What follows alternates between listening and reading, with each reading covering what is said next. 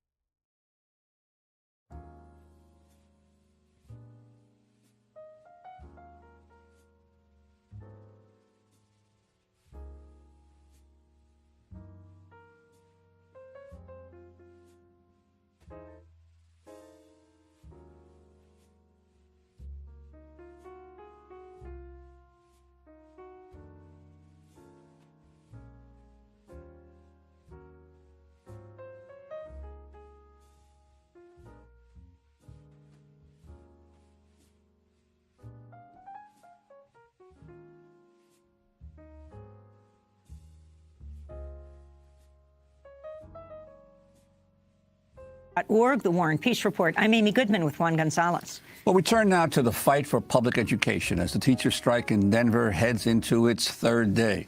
District and union negotiators worked late into the night Tuesday on a potential agreement, including a base salary of $45,800 a year for educators. That would be a $2,500 boost from their expected pay for 2019-20 school year. But the Denver Classroom Teachers Association is still demanding the district rely less on bonuses and instead focus on financial security for educators.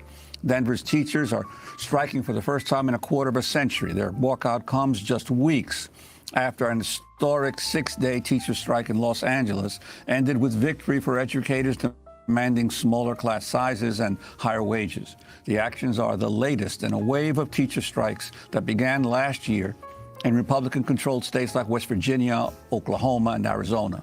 The strikes have brought renewed attention to the plight of the American public school system, which teachers say is under attack. We're now joined by a former educator who says the teacher strikes can help shed light on one of the largest public school scandals in U.S. history. Shani Robinson is a former first-grade teacher in Atlanta, Georgia, who was convicted for what prosecutors said was her role in the massive cheating scandal that roiled the school district and drew national attention in 2015. Robinson was one of 11 former educators convicted of racketeering and other charges. Prosecutors say teachers were forced to modify incorrect answers, and students were even allowed to fix their responses during exams. This is Judge Jerry Baxter speaking after the verdict was handed down. He ordered most of the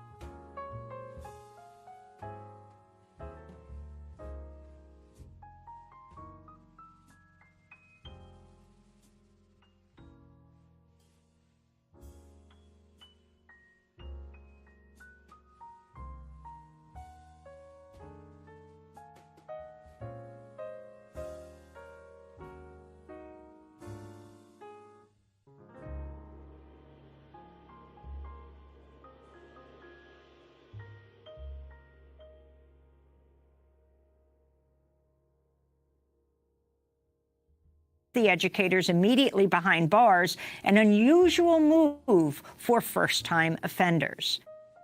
I made myself plain from early on, and they have made this decision, and they've not fared well. And I don't like to send anybody to jail. It's not one of the things I get a kick out of, but they have made their bed, and they're going to have to lie in it. And it starts today. 2 of the convicted former educators turned themselves in October to begin their prison sentences. 9 were sentenced to jail but rejected sentencing agreements in order to appeal. 21 defendants avoided trial with plea deals. The case has fueled criticism of the education system's reliance on standardized testing and elicited calls of racism because 34 of the 35 educators indicted in the scandal were African American. Fani Robinson has written a new book on the cheating scandal with journalist Anna Simonton. It's called None of the Above, The Untold Story of the Atlanta Public Schools Cheating Scandal, Corporate Greed, and the Criminalization of Educators. In the book, Fani Robinson writes, the dominant narrative that developed about the scandal rarely acknowledged the bigger picture. Federal policies that encourage school systems to reward and punish educators based on student test scores, a growing movement driven by corporate interest to privatize education by demonizing public schools, and land speculation correlated to new charter schools springing up that was gentrifying Black and brown neighborhoods across the country. We're joined now in our New York studio by Fani Robinson, who's still awaiting an appeal in the case. Also with us, Anna Simonton, independent journalist, editor for Scalawag magazine, graduate of the Atlanta Public Schools, co-author with Fani Robinson of None of the Above. We welcome you both to Democracy Now! Thank you for having us. So you are appealing these charges. I mean, you basically were charged under laws to get the mafia. Correct. I was facing 25 years in prison. I was charged with racketeering and false statements in writings. So explain, lay out the story. Go back to 2013. Tell us what happened.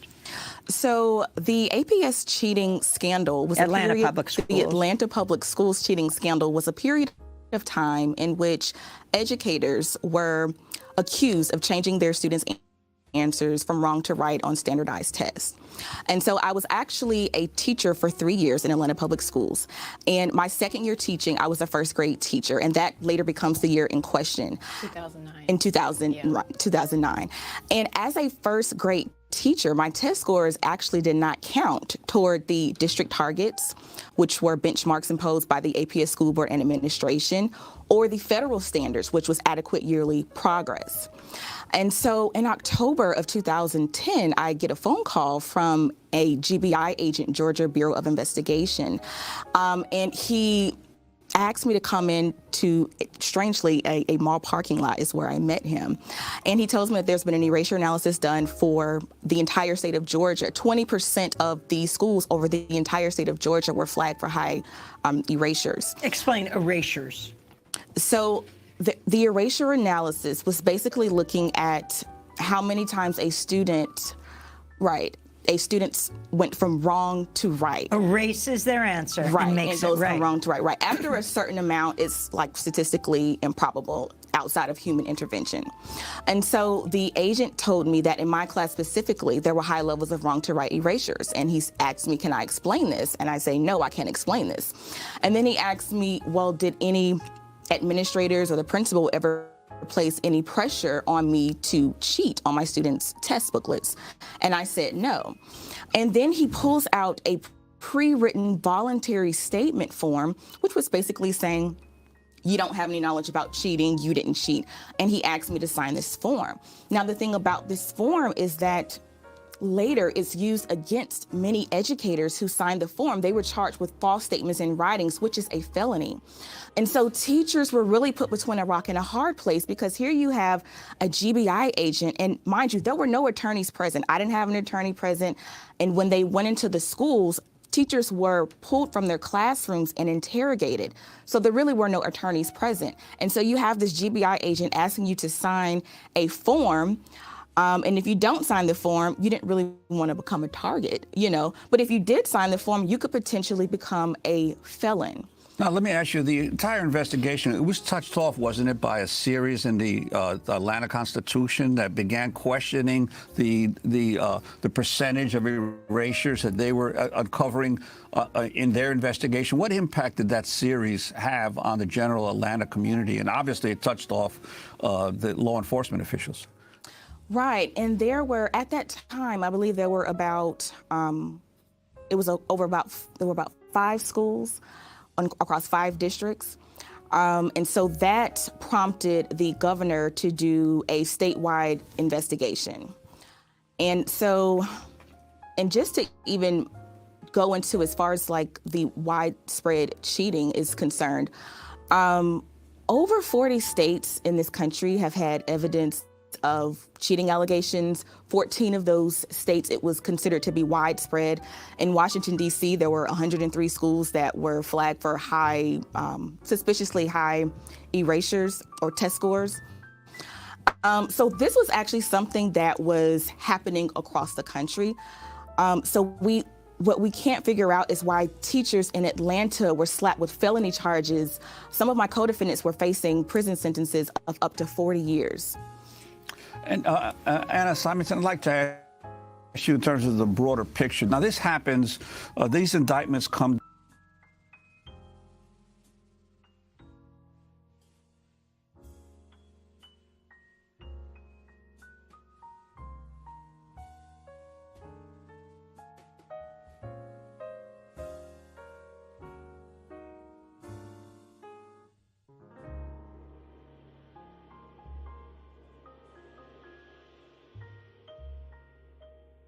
down in the middle of the Obama administration. President Obama and Arne Duncan, his education secretary, were very much into performance-based measures of teachers and standardized testing as a key way to measure whether a student is doing a good job. Could you talk about the pressures that were put on educators, and not only the educators, but their supervisors, their principals and their superintendents during this period of time?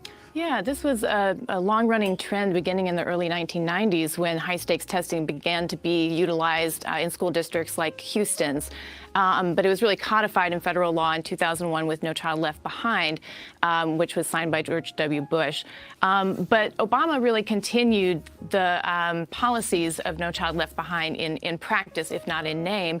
And one interesting piece to this story is how our governor at the time, Sonny Perdue, used the same 2009 test scores to apply for a $400 million Race to the Top grant. So Race to the Top was a grant under the Obama administration that for states that could show that they were doing some of these education reforms that the federal government was pushing, so expanding charters, increasing high-stakes testing, that they could get federal funding.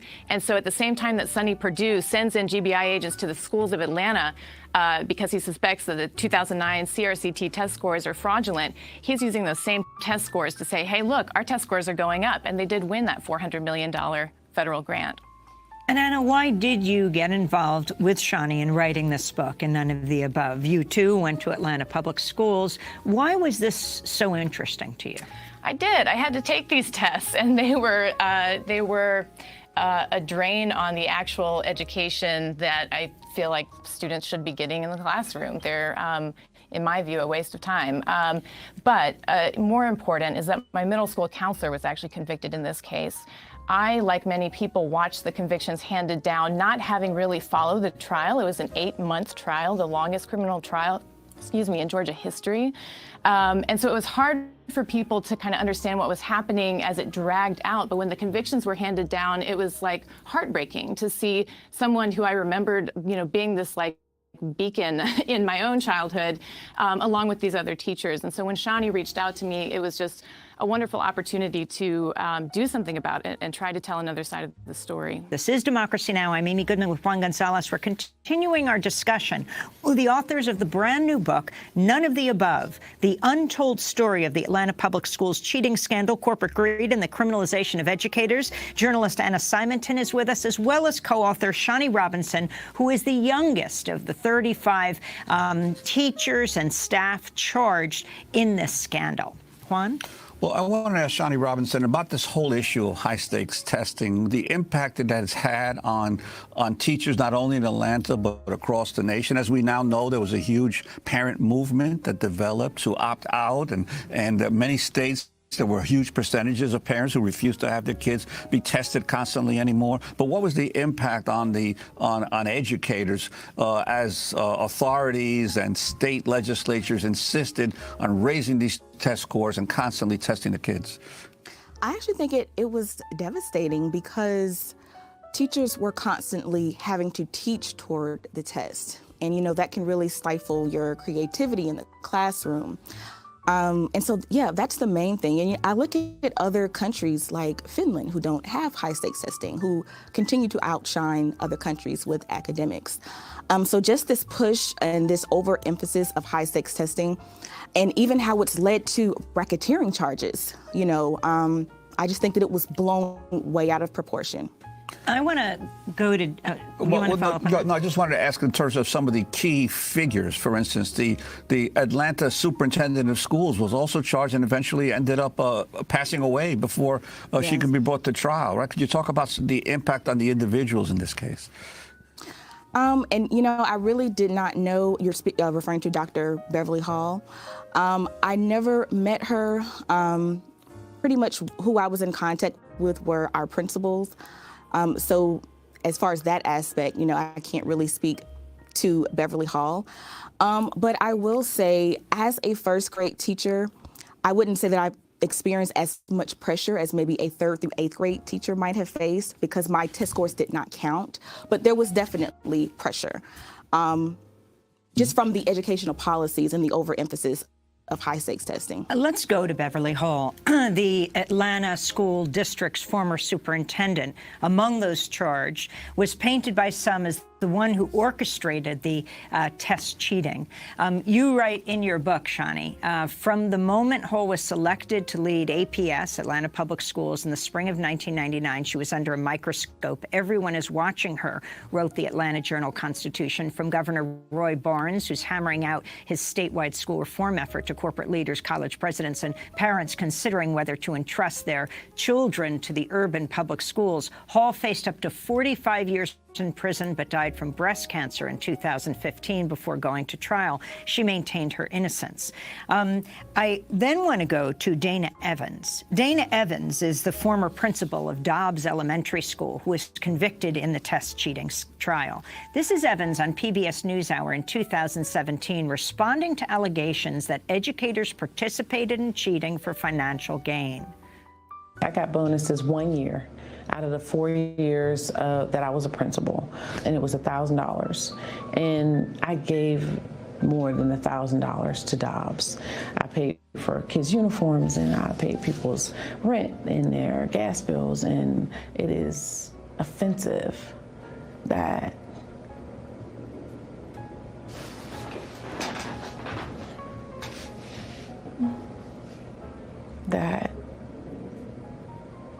I would cheat for $1,000.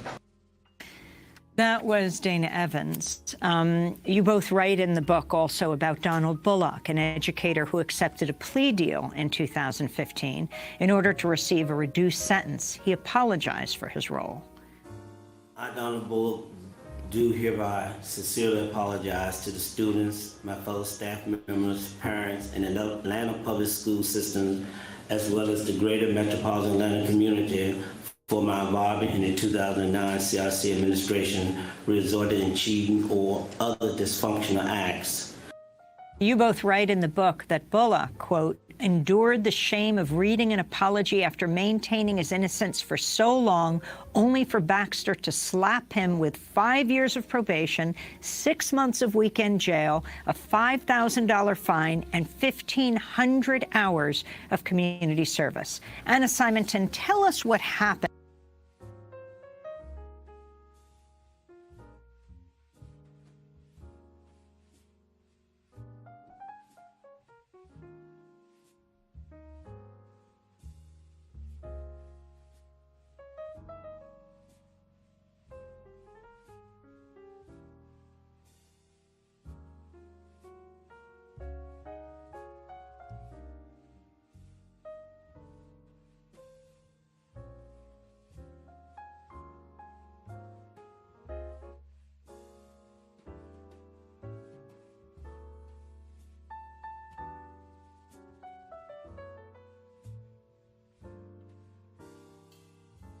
happened with the different people involved, from apologies, plea agreements to, in Shani's case, she's appealing?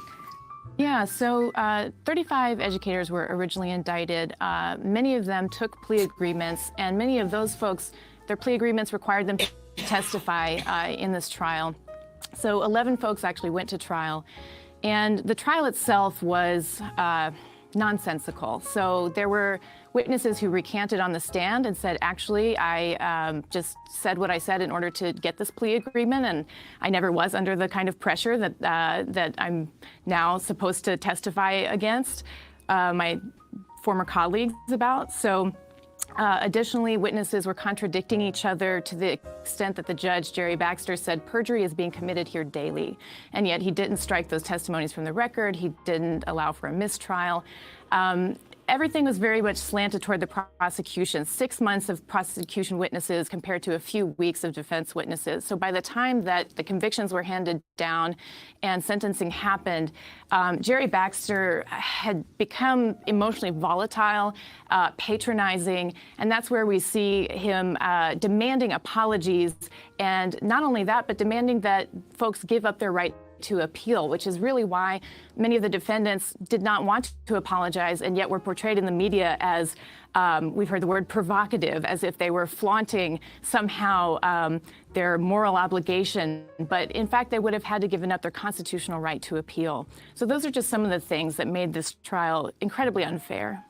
And what about the sentences that Judge Baxter handed out? What kind of a message did that send across the country to educators everywhere? An incredibly chilling message. And his emotional volatility was to the point where he actually, at first, sentenced the school reform team directors, so these are administrators, with 20 years in prison, which was, 20 years to serve a fewer number of years, and the rest on probation. But that was beyond what the prosecution was actually asking for.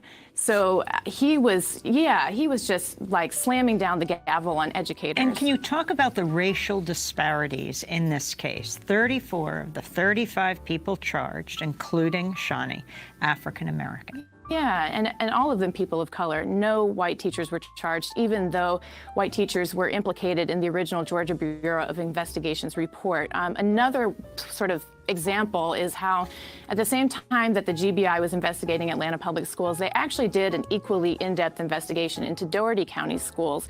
This was one of the districts that was flagged in the state's original statewide look at the erasure analysis.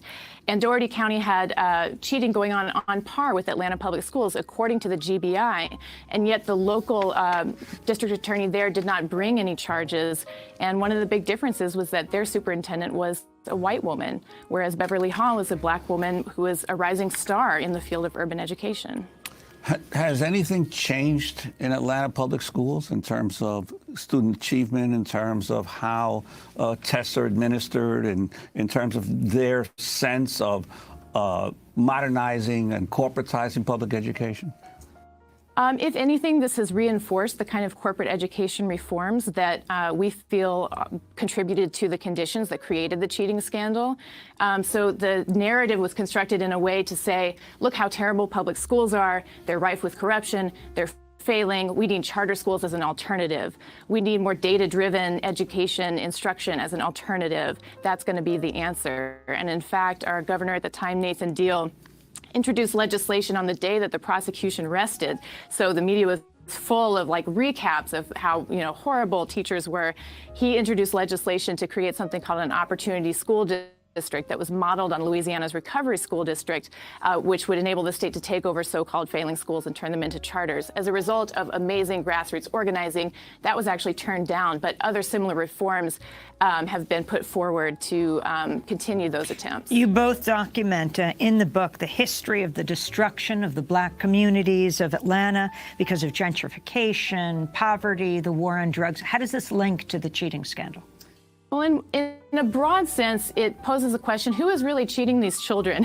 If we think about cheating in terms of a lack of opportunity. And some of the same people who were involved in blowing this so-called cheating scandal out of proportion have contributed to the harm of Black communities historically. So Mike Bowers was Georgia's Attorney General for many years, later was a lead investigator looking into Atlanta public schools. As Attorney General, he was one of the main people pushing for tough on crime laws that vastly expanded mass incarceration in Georgia, led to generational trauma that students are now bringing to school. In his 1996 bid for governor, he called children super predators, Black children, trying to drum up fear in his white voter base. And then a few years later, he's on the news, one of the most vocal people saying, oh, these poor children have been cheated by teachers. And Shani, what about the local elected officials? So Atlanta has always been seen as a progressive city with a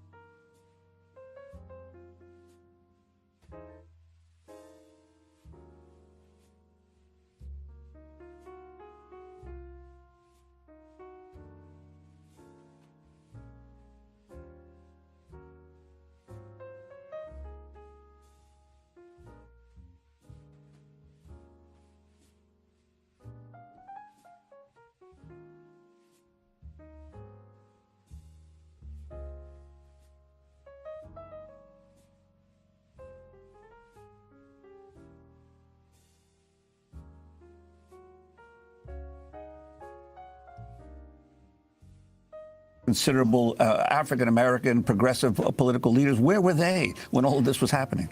Well, that's a good question. Atlanta has always been known as the city too busy to hate, so it's all about image. And historically, Black and white elite have worked together to decrease any racial tension.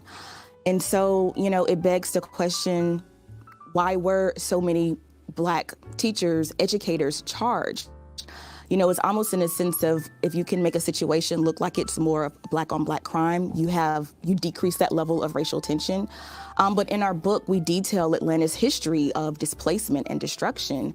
And so we feel that the criminalization of Black teachers was just the next chapter in that legacy. Shani, talk about what happened to you, how this impacted you. You were pregnant at the time? I was pregnant during the entire 8-month trial. And it was emotionally and mentally draining. It was also financially draining. We were in court Monday through Thursday, 9 to 5.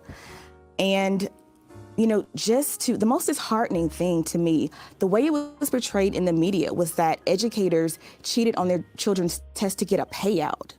And so that's why it was, you know, this big talk about how we had cheated the children. The lead investigator on the case testified that bonus money provided little incentive to actually cheat.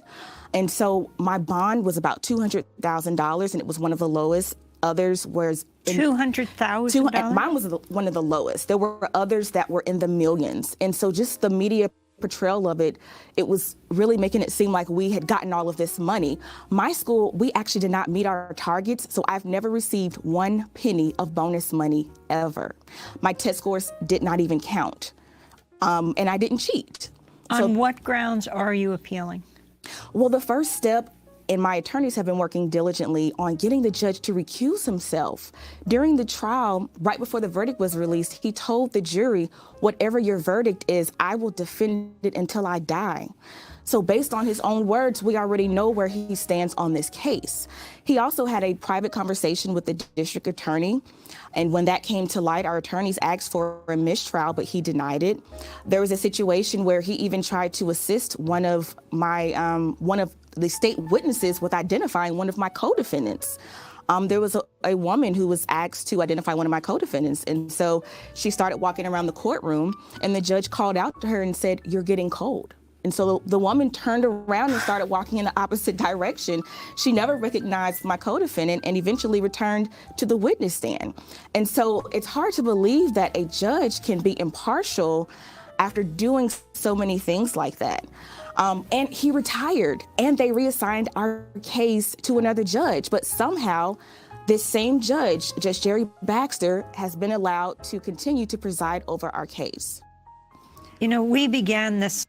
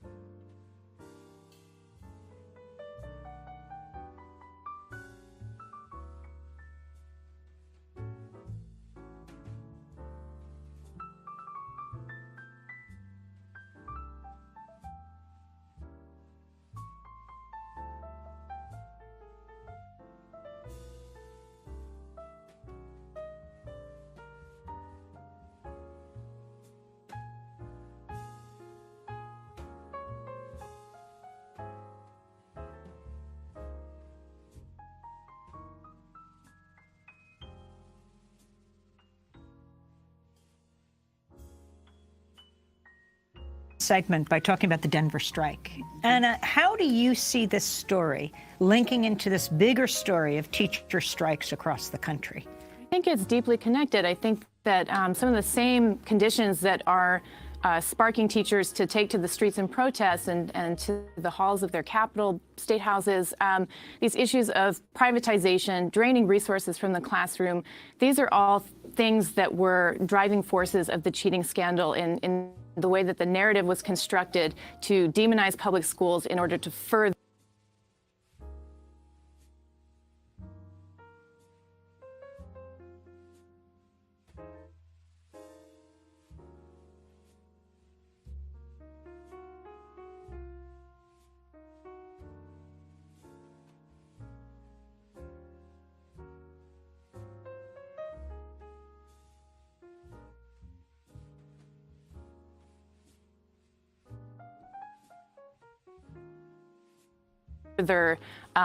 the privatization of public schools.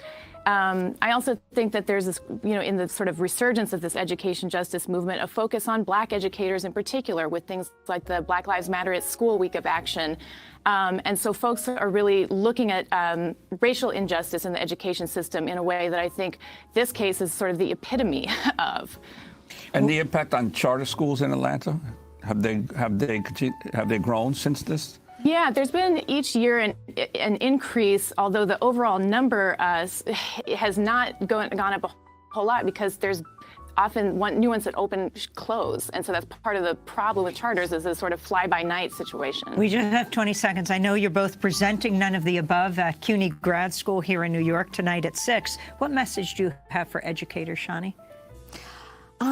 Just to stay strong. And I just want people to know that the APS cheating scandal was a manufactured crisis that scapegoated Black educators and distracted everyone from the real problems that are undermining public education.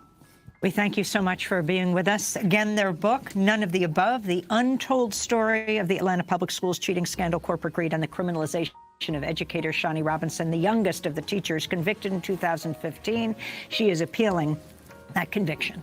And journalist Anna Simonton, co-authors of the book, None of the Above. I'm Amy Goodman with Juan Gonzalez. Thanks so much for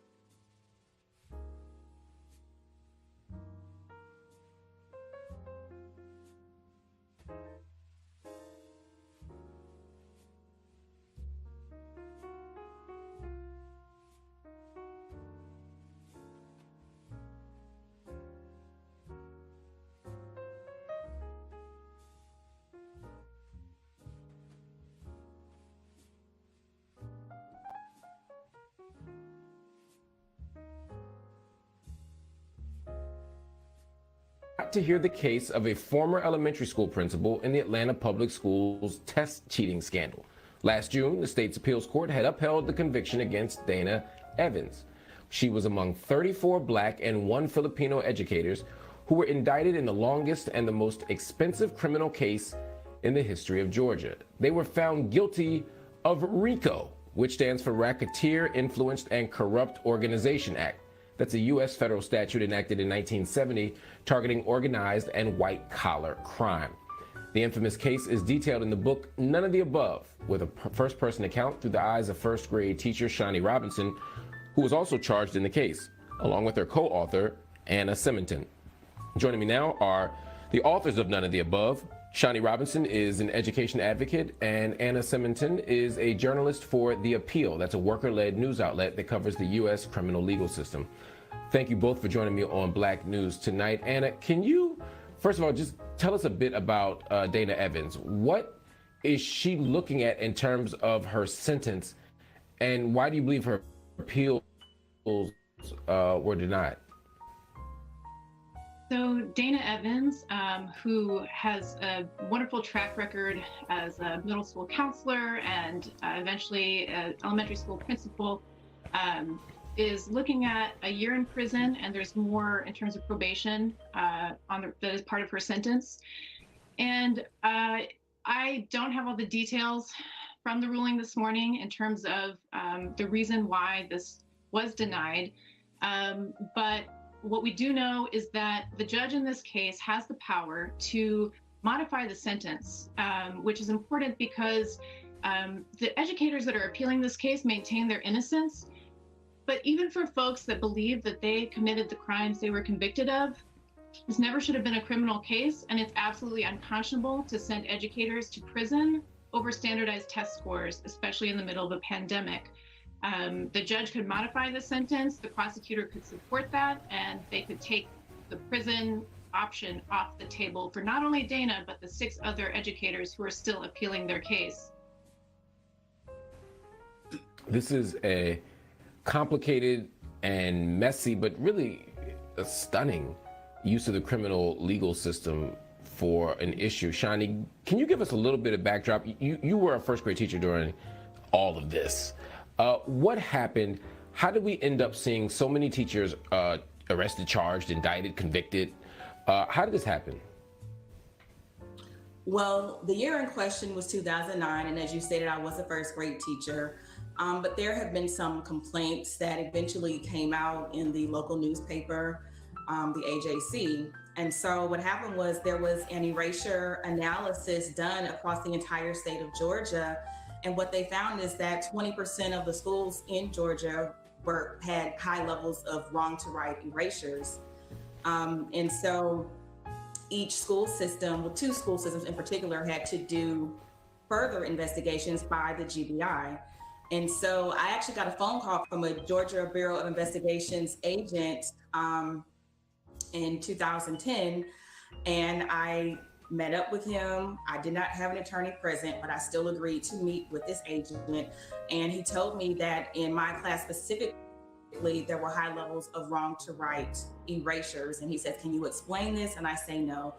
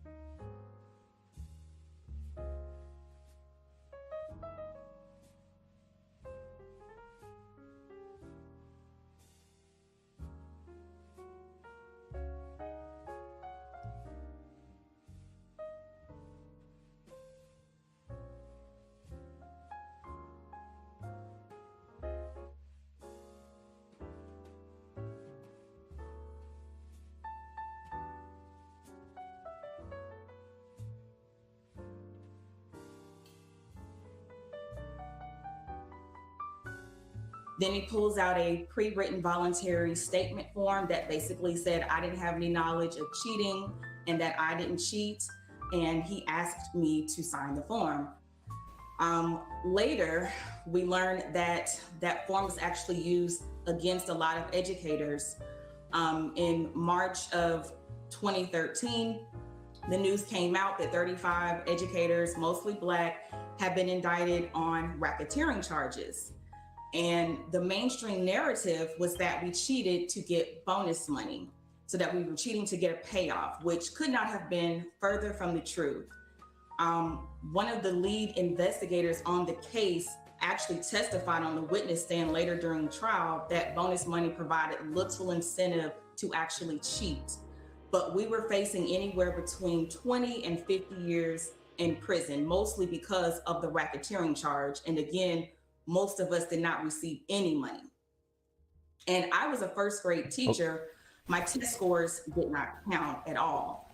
But I later learned that during the interviewing process with the GBI agents, one of the teachers at my school, a former colleague, told the GBI agents that there were several of us in a computer lab erasing stray marks. I later learned that she got immunity for naming names, which is basically what happened, which is how a lot of people got thrown into this mess. You couldn't just say you cheated. It's almost like you had to throw someone else under the bus. And so at the end of the day, there were 35 of us that ended up being charged with racketeering. And like I said, the mainstream narrative was that we were trying to get a payout. Wow. So I just want to make sure my audience gets this picture, and then we're going to take a break and come back and break all of this down.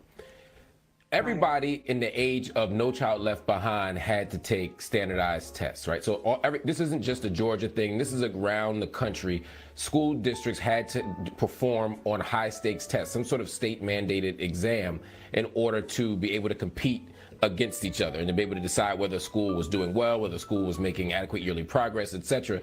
And so all the schools had to take this test. And because of the logic of No Child Left Behind, which was punitive in a sense, right? If you don't do well enough on a test, you could lose your job, schools could lose funding, students could be denied resources, etc., etc., etc. Schools were forced to compete in this market of testing. That's what's happening, right? Then they decide, when they looked at the test scores, that some teachers or principals or whoever worked in that building was cheating on the test, meaning that a student bubbles in A and then this teacher goes behind or administrator goes behind and bubbles in B instead of A to change that test score to make their grades higher. Now, the teachers are saying, some of them are saying, okay, maybe we did that. A whole bunch of teachers are saying, we did not do that. A whole bunch of principals are saying, we did not do this. I have to add, these are Black women. These are almost every single person being charged and indicted is a Black woman. Just put that on the table. And then finally, when they decide to charge these people, there's no statute for cheating on a test. They charge them with Rico, a statute created for the mafia, a statute created for organized crime, for people who are stealing billions out of companies, for people who are leading criminal violent organizations in states around the country. That's what they created this thing for. And now they're bringing teachers like Fani in and interrogating them and getting teachers to tell on each other whether they did it or not to get out of trouble. This is happening in schools over tests. This is nuts to me. Fani and Anna, please stay with me because I need y'all to break all this down. I ain't gonna do no more talking, but I just need my audience to understand how wild the backdrop is. And y'all gonna break it down for me. When we come back, we're gonna continue this important discussion with Fani and Anna as we try to uncover the broader cultural and policy forces that are at play when you have a witch hunt against a predominantly Black school district. Don't go nowhere. Welcome back to Black News Tonight. We continue our discussion about the racketeering indictment against more than 30 Black educators in Atlanta back in 2015. Back with me are the co-authors of the book, None of the Above, The Untold Story of the Atlanta Public Schools Cheating Scandal, Corporate Greed and the Criminalization of Educators. Education advocate Fani Robinson and the appeal reporter Anna Simonton. Welcome back to the show. And break down this Rico thing to me. Again, organized crime. I've seen Rico statutes used against drug dealers. I've seen it used against mafia members. I never imagined it being used against a science teacher.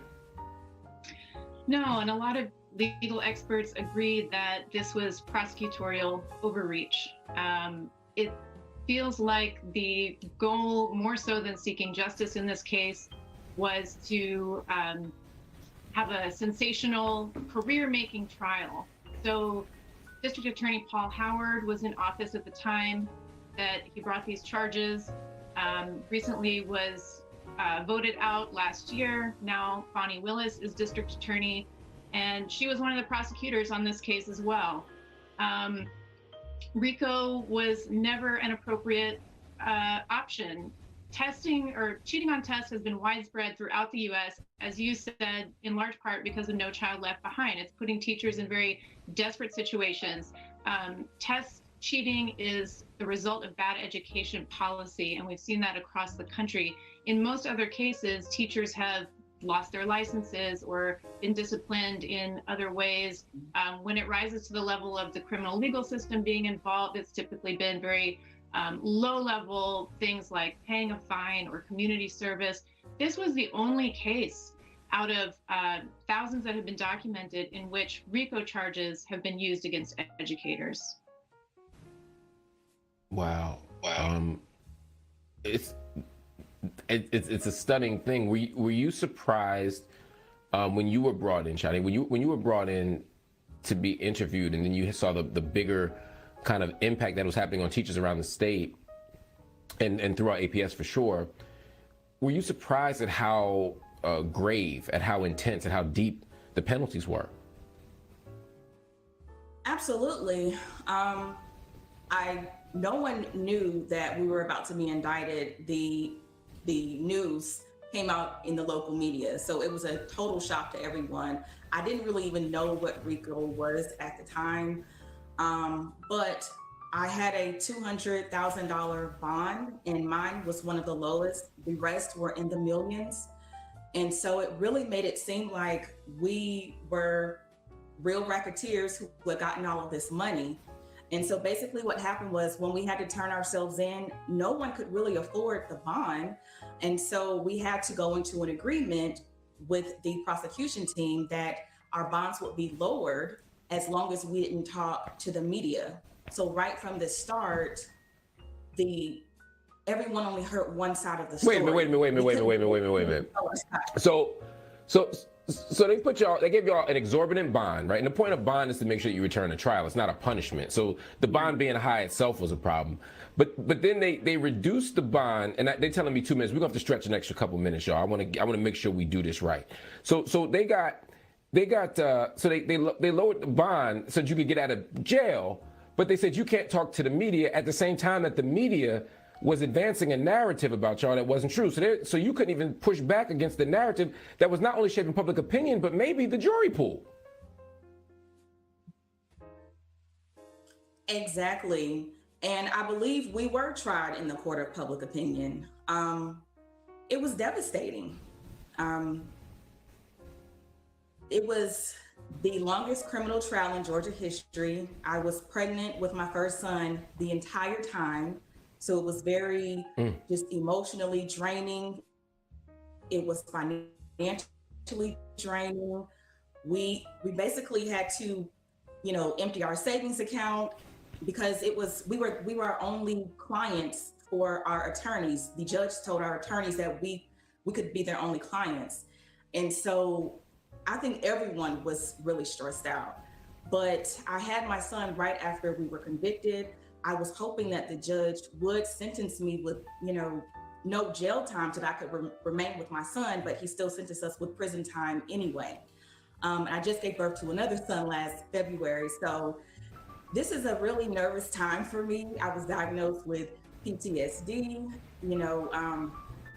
It's been rough. It's been rough, to say the least. I'm so sorry. I'm being painted as a criminal and as a racketeer and as a thief. Can't do anything for your spirit, for your emotions, for your psyche. Anna, we're a decade past this. You would think more than a decade past some of this, and yet we're still right in the middle of it. Why is this still happening, and what should we be doing right now? I think there's a number of reasons why this has dragged on for so long. One is that, as Fani noted, the media around the trial just really demonized these educators. And so when these convictions were handed down, there just wasn't as much outrage as you would expect around a case like this. But I think that the more these educators are able to tell their story, the more that people are beginning to see what an injustice this is. The other piece of this is that this trial has really been used to portray public education as a failure and to justify policies to privatize public schools. And that is still very much at the forefront of both political parties' agendas. And so there's that piece of this as well in terms of why this case is useful in a political sense. But what people can do is to follow this case, and I think there will be opportunities to show support for some of the solutions at this point. And the solution that we're really looking at is a modified sentence for all the educators who are at this point still appealing their case, so we can at least take prison time off of the table and ensure that our teachers are not behind bars. That is a very reasonable ask. I'm what you call an unreasonable person. I, as an abolitionist, I'm sitting here thinking the fact that y'all were put into a system where your job's dependent on testing and test scores and outcomes that you have no control over largely. You're teaching the most vulnerable students in one of the most underfunded school districts in the world, and then in the country at least, and then you're asked to produce miracles from that, and then when you don't, they castigate you. And then when some people try to make adjustments on the test, and I'm not justifying making adjustments on the test, nor am I saying that people are guilty when they say they're not, but even the people who did do it, because somebody did it, they weren't doing it to get paid, they weren't doing it to get money, they weren't trying to get no little bonus, they were trying to save the school, they were trying to save these children, they were trying to remain in that classroom to educate. So I'm saying they need to drop all these charges. Right? They need to forgive these teachers. I'm sorry, they need to ask for forgiveness from these teachers and from the public for wasting our time and our resources pursuing teachers for Rico. Of all the people to be pursuing for Rico, y'all choose a fifth grade teacher? Y'all choose the reading instructor? Y'all choose the overworked, underpaid language arts educator? That's who you picked to choose Rico for? And not these white collar criminals, not these corporations that have privatized education and exploited us? You choose the teacher to pick on? Come on. This is crazy. But anyway, we got to go. But Shani, what do you need? All right, because this ain't just abstract and theoretical. Before we go, just tell me, what do you need? What can we do to make things better for you and for your peers? Everybody, pause the music for a minute. I need 30 seconds to answer this question, and I don't want her to feel pressured because she's in a fight of her life. Go, please. Thank you. We need more eyes on this case. Largely what has happened to us is really due to the fact that a lot of people weren't following the case. As I said, it was 8 months. But even with my co-defendant, Dana Evans, who is looking at prison time soon, when, as Anna stated before, the judge can modify her prison sentence. And so we just need people to really look at this case, even, contacting the district attorney's office or the judge, just letting them know. Don't just look, y'all. Everybody, we got to run. Don't just look. Pay attention. Write your DA. Write your politician. And we got to stop this woman from going to jail. Everybody stay with us. We'll be right back. So today we're doing a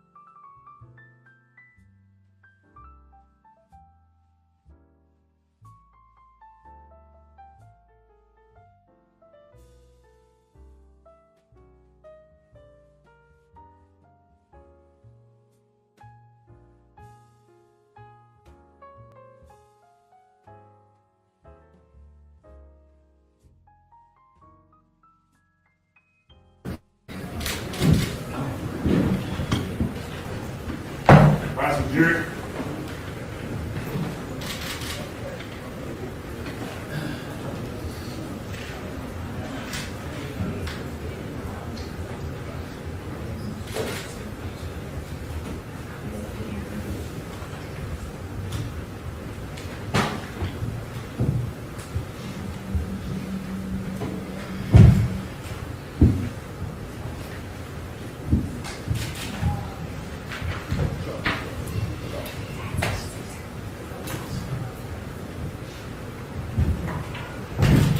All right, good afternoon, everybody.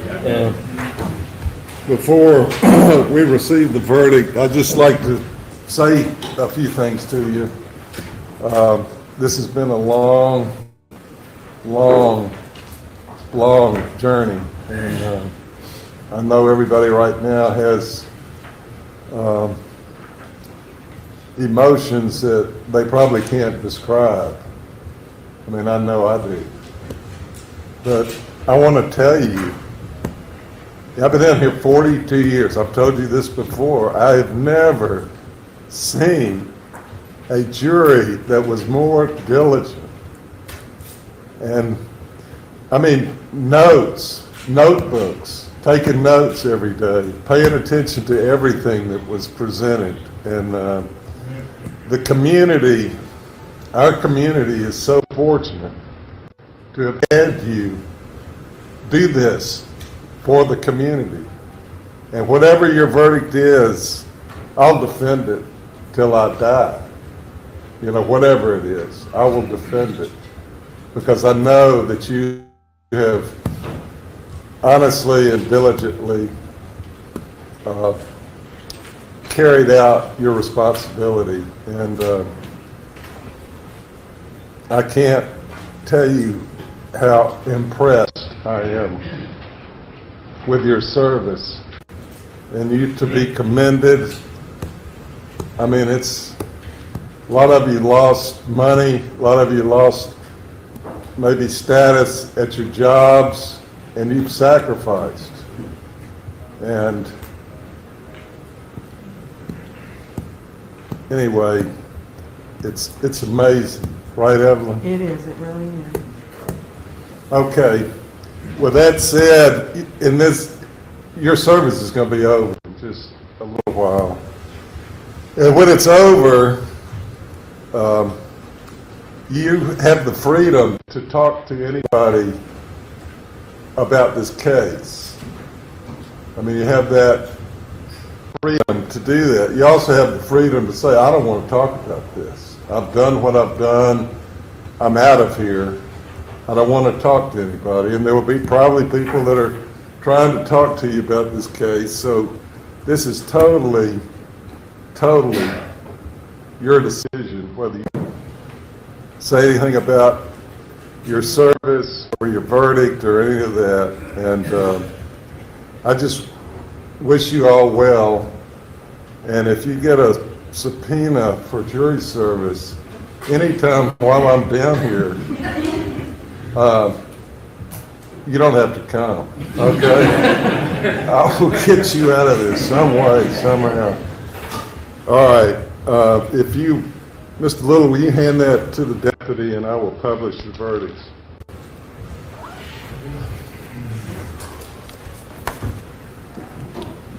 State versus Sharon Davis Williams, verdict form, count 1, conspiracy to violate the Racketeer Influenced and Corrupt Organizations Act. We, the jury, found the defendant guilty. Count 5, false statements in writings. We, the jury, found the defendant not guilty. Count 6, false statements in writings. We, the jury, found the defendant not guilty. State of Georgia versus Tamara Cotman. Verdict form. Count 1, conspiracy to violate the Racketeer Influenced and Corrupt Organizations Act. We, the jury, find the defendant guilty. State of Georgia versus Michael Pitts. Count 1, conspiracy to violate the Racketeer Influenced and Corrupt Organizations Act. We, the jury, find the defendant guilty. Count 4, influencing witnesses. We, the jury, find the defendant guilty. State of Georgia versus Dana Evans. Count 1, conspiracy to violate the Racketeer Influenced and Corrupt Organizations Act. We, the jury, find the defendant guilty. Count 9, false statements and writings. We, the jury, find the defendant not guilty. Count 10, false statements in writing. We, the jury, find the defendant not guilty. Count 12, false statements in writings. We, the jury, find the defendant not guilty. Count 14, false statements in writings. We, the jury, find the defendant guilty. State of Georgia versus Angela Williamson.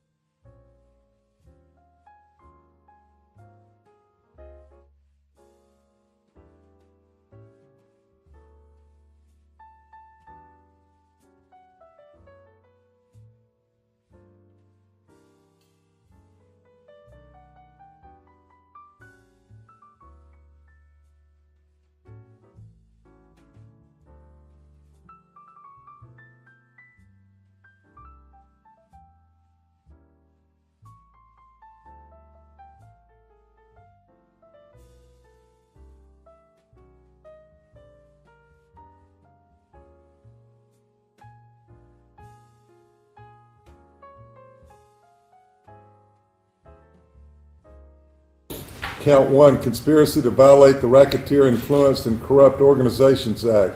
We, the jury, find the defendant guilty. Count 9, false statements in writings. We, the jury, find the defendant guilty. Count 15, false statements in writings. We, the jury, find the defendant guilty. Count 16, false swearing. We, the jury, find the defendant guilty. Count 17, false swearing. We, the jury, find the defendant guilty. State of Georgia versus Dessa Kerr. Count 1, conspiracy to violate the Racketeer Influenced and Corrupt Organizations Act. We, the jury, find the defendant not guilty. Count 11, false statements in writings. We, the jury, find the defendant not guilty. Count 13, false statements in writings. We, the jury, find the defendant not guilty. State of Georgia versus Shani Robinson. Count 1, conspiracy to violate the Racketeer Influenced and Corrupt Organizations Act. We, the jury, find the defendant guilty. Count 18, false statements in writings. We, the jury, find the defendant guilty. State of Georgia versus Pamela Cleveland. Count 1, conspiracy to violate the Racketeer Influenced and Corrupt Organizations Act. We, the jury, find the defendant guilty. Count 18, false statements in writings. We, the jury, find the defendant guilty. Count 20, false statements in writings. We, the jury, find the defendant guilty. State of Georgia versus Diane Buckner Webb. Count 1, conspiracy to violate the Racketeer Influenced and Corrupt Organizations Act. We, the jury, find the defendant guilty. Count 18, false statements in writing. We, the jury, find the defendant guilty. Count 19, false statements in writings. We, the jury, find the defendant guilty. Tamika Jordan. Count 1, conspiracy to violate the Racketeer Influenced and Corrupt Organizations Act. We, the jury, find the defendant guilty. Count 21, false statements in writings. We, the jury, find the defendant not guilty. Count 22, theft by taking. We, the jury, find the defendant not guilty. State of Georgia versus Donald Bullock. Count 1, conspiracy to violate the Racketeer Influenced and Corrupt Organizations Act. We, the jury, find the defendant guilty. Count 23, false statements in writings. We, the jury, find the defendant not guilty.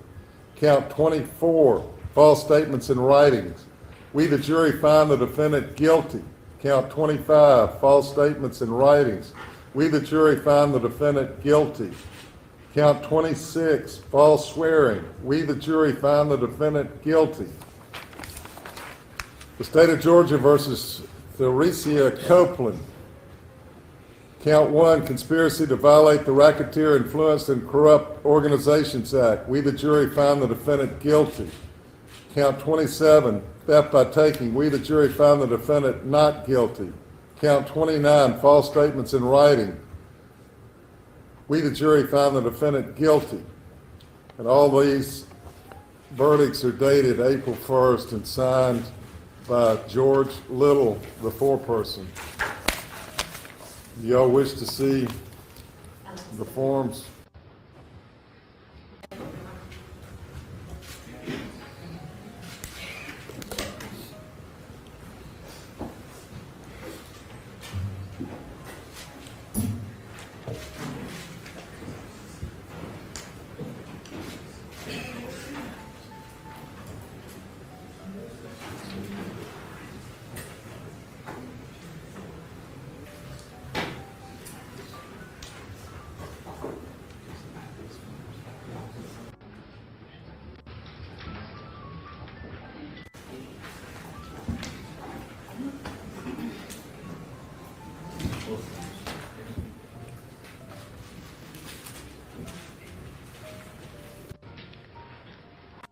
Thank you, Your Honor.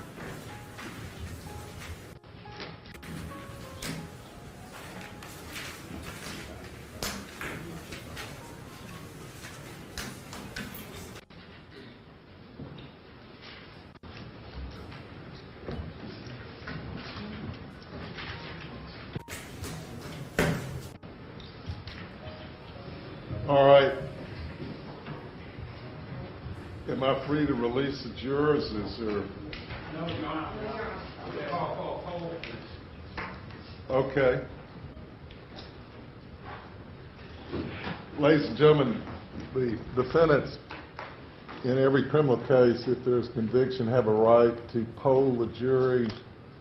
And what that means, there are 3 questions, yes or no questions, that are asked. And the first one is this your verdict? And that's yes or no. Was this your verdict in the jury room? Yes or no. Is it now your verdict? Yes or no. So it's just 3 simple questions. And we'll start with Ms. Owsley Minor. Is this your verdict? Was it your verdict in the jury room? Yes. Is it now your verdict? Yes. Ms. Sabagal, is this your verdict? Was it your verdict in the jury room? Yes. Is it now your verdict? Yes. Ms. Grong, is this your verdict? Yes. Was it your verdict in the jury room? Yes. Is it now your verdict? Yes. Mr. Riggs, is this your verdict? Yes. Was it your verdict in the jury room? Yes. Is it now your verdict? Yes. Ms. Harris, is this your verdict? Yes. Was it your verdict in the jury room? Yes. Is it now your verdict? Yes. Mr. Jefferson, is this your verdict? Yes. Was it your verdict in the jury room? Yes. Is it now your verdict? Yes. Mr. Rice, is this your verdict? Yes. Was it your verdict in the jury room? Yes. Is it now your verdict? Yes. Mr. Fuller, is this your verdict? Yes. Was it your verdict in the jury room? Yes. Is it now your verdict? Yes. Mr. Little, is this your verdict? Yes. Was it your verdict in the jury room? Yes. Is it now your verdict? Yes. Mr. Duffy, is this your verdict? Yes. Was it your verdict in the jury room? Yes. Is it now your verdict? Yes. Ms. Patel, is this your verdict? Yes. Was it your verdict in the jury room? Yes. Is it now your verdict? Yes. Ms. Williams, is this your verdict? Yes. Was it your verdict in the jury room? Yes. Is it now your verdict? Yes. All right. I think that concludes their service. And again, thank you so much. And y'all are free to go. And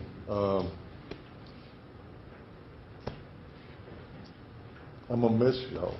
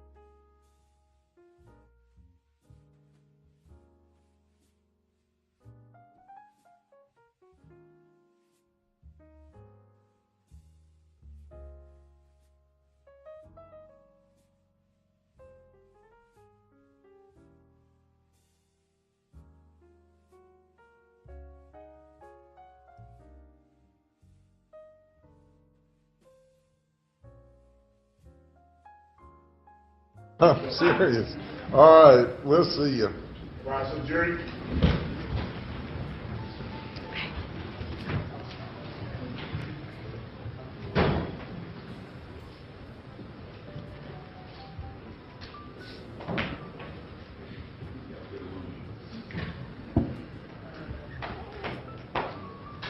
Are you gonna go?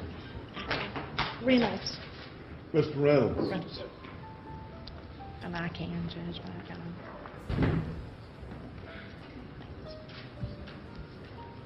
All right. So do we want to address sentencing? What are the defendants? Yes, Your Honor, ma'am. the state was actually going to ask, we know that during pretrial discovery that some of the defendants served as witnesses that they would like at sentencing. The state has no objection to resetting sentencing a week so that they can make those people again available under subpoena. We did not anticipate moving into sentencing today. All right, well, let's do it next Wednesday. But in the meantime, At what time, Rhonda, what is it? All right, we will be back to you on that. On the time, Judge, I do have a leave of absence. I'll be here if you need to be here. Okay, well, we're going to have to take everybody into custody today, so. Judge, they're not living out on every time for 7 I know they've been convicted, and they're going to need to be processed just like anybody else. And I'm sorry, I from the day I got this case, I pleaded with people to evaluate it seriously, and now the rubber has met the road here, and they are convicted felons as far as I'm concerned, and they're going to need to just be processed at the jail, and then as soon as y'all want to have a sentencing hearing, I'll be available. So that's it. Do we address the issue of appeal bar? Will the court consider? I'm not addressing any. You can file a motion for an appeal bond, and I'll address it at a later time. But well, Ms. Robinson can remain on bond because she's having a child, I believe. So, but everybody else, I'm sorry. Your Honor, is it possible due to Ms. Evans' attorney being out that we can address the issue of sentencing a week from Monday? Does that deal with your? That would be fine. That would be fine, thank you. But there's absolutely no reason. There is a reason. They have been convicted. They've not been sentenced yet. What? They've not been sentenced yet. Well, And Your Honor, none of these defendants have criminal records. I apologize. I know the court doesn't like for us to talk over each other. they have been convicted of felonies, serious felonies, and I made myself plain from early on, and they have made this decision, and they have not fared well, and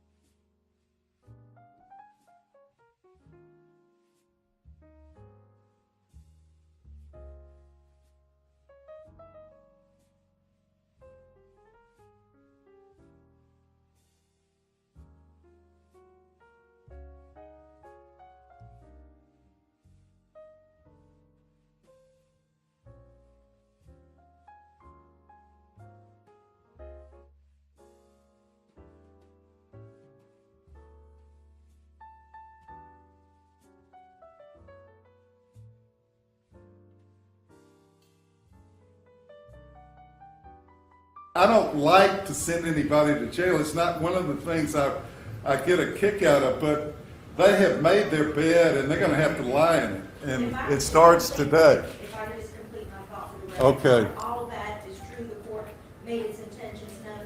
I would ask the court just to reconsider. None of these defendants, Your Honor, have criminal records. All of these defendants have significant ties to this community. Not only that, Your Honor, each and every one of these defendants have shown up without bail, without being late for the past 7 months. Okay. Well, I'm sorry. Judge, these folks have been processed through the jail. They're all on bond.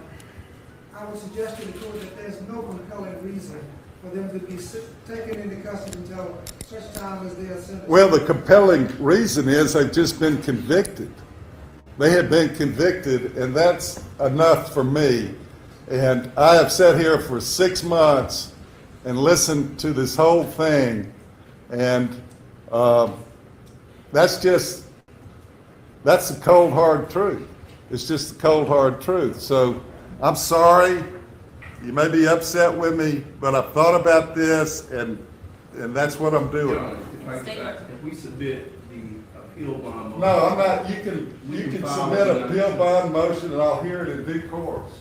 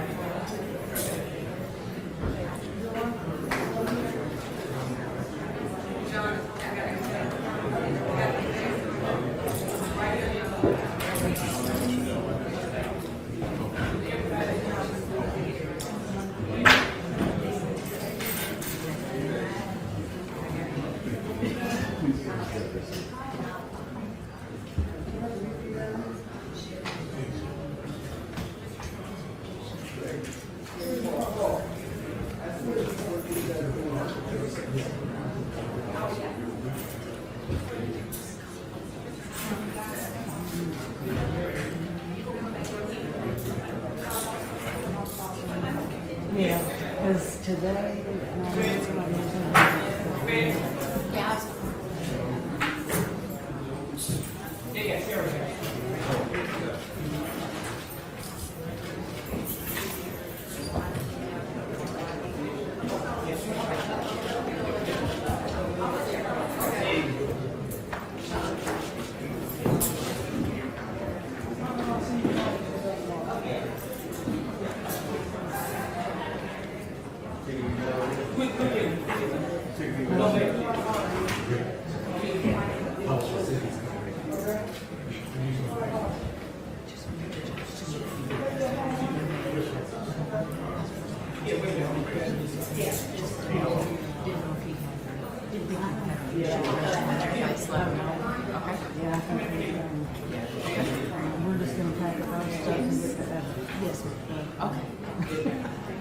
So that sounds fine. Okay, just let me know.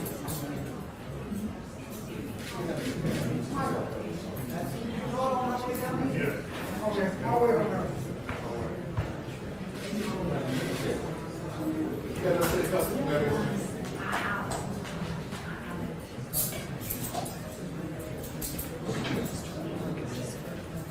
Yeah.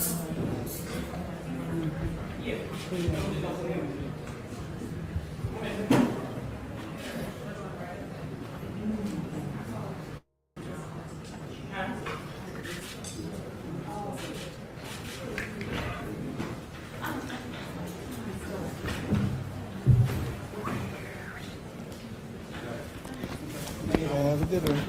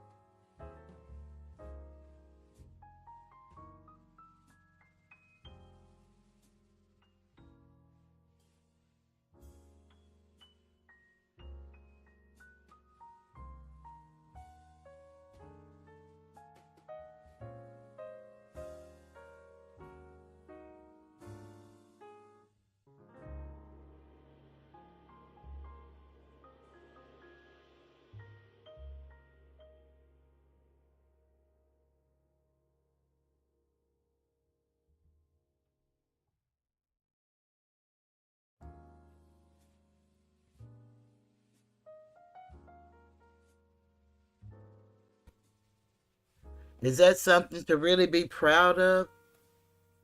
You know, I wonder, have I been in the screen all this time?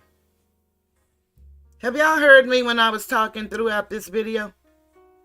Because I just noticed when I went to come on camera, I wasn't in the video.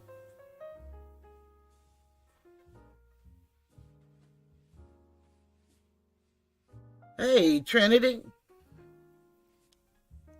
What a lesson to teachers and anyone when your superiors ask you to do anything immoral. Say no, because your dignity and, in the case, your freedom is at risk. And the saddest thing about it, though, most of those people didn't do it. They did not do it. And I believe they didn't do it because they said they didn't, and the ones who said they did. But it's cheating all over the United States. It was a purpose for that.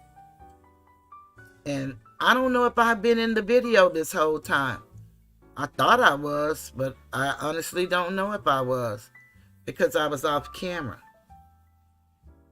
I thought I've been in there. I hope that y'all have heard me throughout the video, but there could be a problem while y'all was having a problem with the hearing. I was in the video, Tasha, or I was not in the video. I'm talking about, you didn't see Fani's picture up there?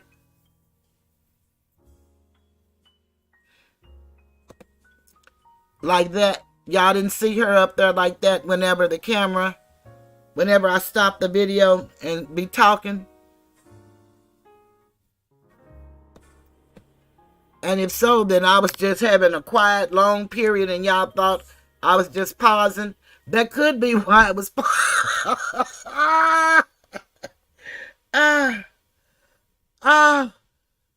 and see, none of my moderators were in here, so nobody could text me to let me know.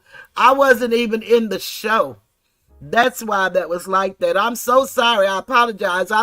Whenever I stopped the video, I was stopping and talking to you guys, because one of the things you do when you use other people's videos, for anybody who's not on YouTube and decide you want to come, you can use it under the Fair Use Act, but you have to, stop it periodically to make comment or to make criticism or to teach something at that moment, And so I ask y'all to truly forgive me. I've been talking throughout the whole video. Whenever I stop it, I was stopping and talking. But see, I wasn't in camera, so I didn't know that y'all couldn't see me and I wasn't in the show. You have to put yourself in the show. And so apparently I'm trying to be so prepared. See, that's why my son say we old folks ought to keep our old ass off of this YouTube, off this internet, because I didn't know I wasn't in there. That's truly my bad.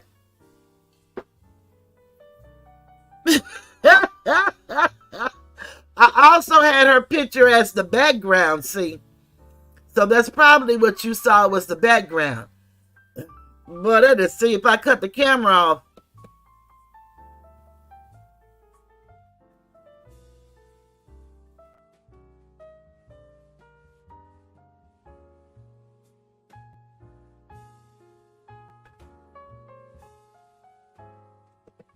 So y'all just saw that picture with her in the boxes. That meant I wasn't in there. So this whole video was my fault. I really appreciate y'all staying with me with all of that chat, because I had no clue that I wasn't inside the video. I was so happy when Liquid came through here and I was letting her know how we all love her and everything. And she's been making some excellent videos. I told her I was going to try to go myself and put her link in the chat, because none of my mods are in here and I don't have the link saved, and they normally drop my links for me. But y'all, that is my fault, because I've been talking every time I stop the video.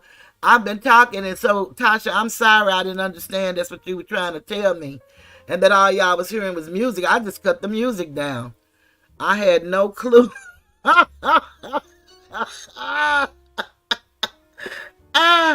But that's crazy. Well, y'all, that was my fault.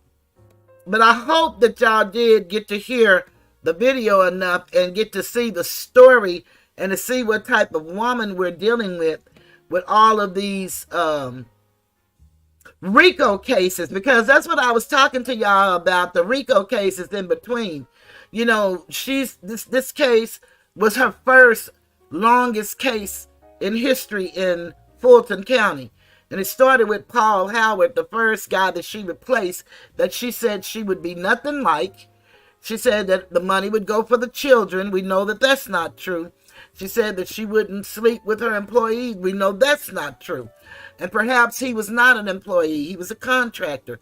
But he was definitely a subordinate, because she held the pen on the other end of the contract.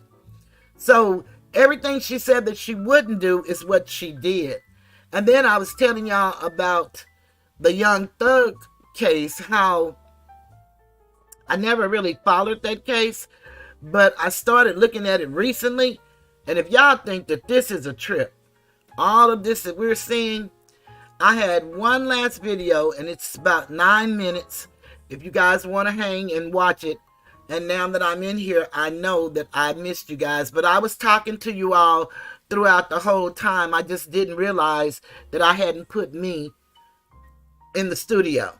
So you all could just hear and see what I was presenting, but you couldn't hear and see me. And I had no clue. So I did hear y'all say that y'all had problems hearing, and I would ask, could y'all hear?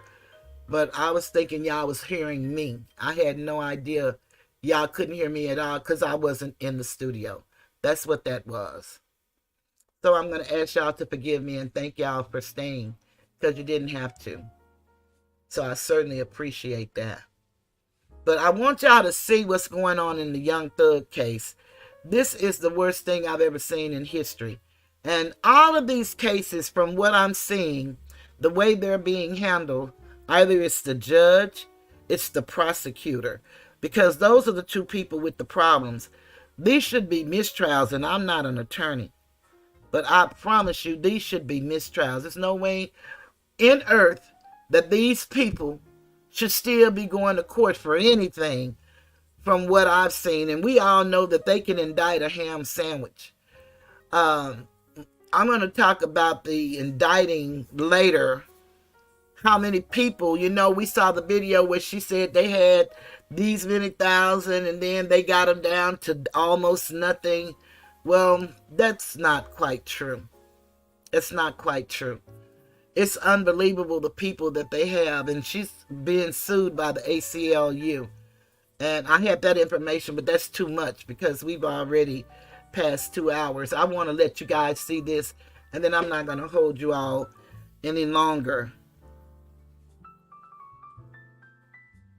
Girl, well, honey, let me tell you, Tasha, that's about the worst miss you ever gonna see. Well, let me let y'all judge for yourself.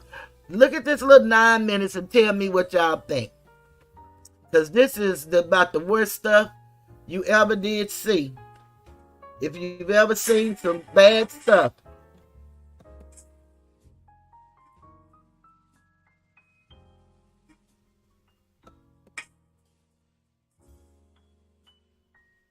Okay. Let me get ready.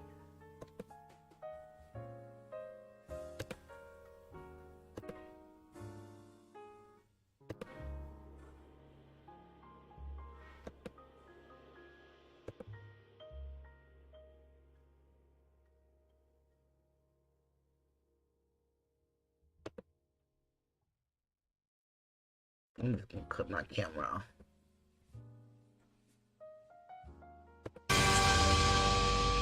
I'm so high right now, y'all. I'm about to go to sleep on y'all, man. I remember y'all trying to assassinate me right now in 2024. That's what I remember. Am I on trial? No, sir, you're not on trial. A witness? I don't know if y'all heard what he said, but he said he's so high right now that he about to go to sleep on y'all ass. That's what the witness said, and he's the witness for the state. Their star witness. I'm in here now. But that's what that man said to them.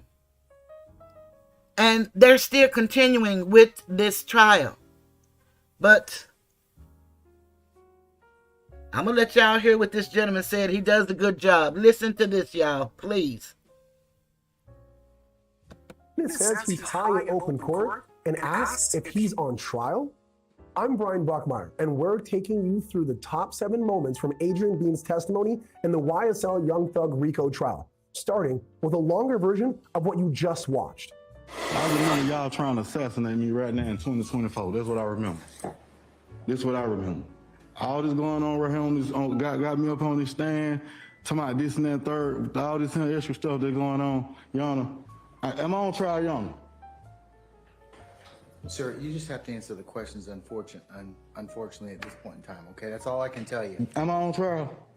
No, sir, you are not on trial. But you have been properly summoned here as a witness, and you're subject to examination until I release you. I never consent to do none of this, sir. I ain't signed nothing. My name ain't on nothing. They come get me, y'all don't threaten to lock me up. Hey, I got a family too. Adrian Bean has been on the stand since late February as prosecutors attempt to place Young Thug at the scene of a 2013 armed robbery and car chase. Bean already served time for the offense, admitting to being the getaway driver. He also admitted to investigators that Young Thug was involved, but ended up getting away. Check out his questioning by Young Thug's defense attorney, Brian Steele, before he admitted to being high in court.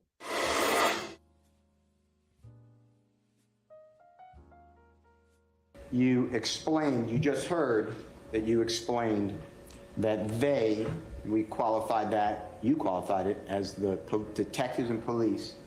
And I asked you the authorities, the police, the prosecutors, I just made it broad. that they forced Jeffrey Williams into it. Did you hear you say that?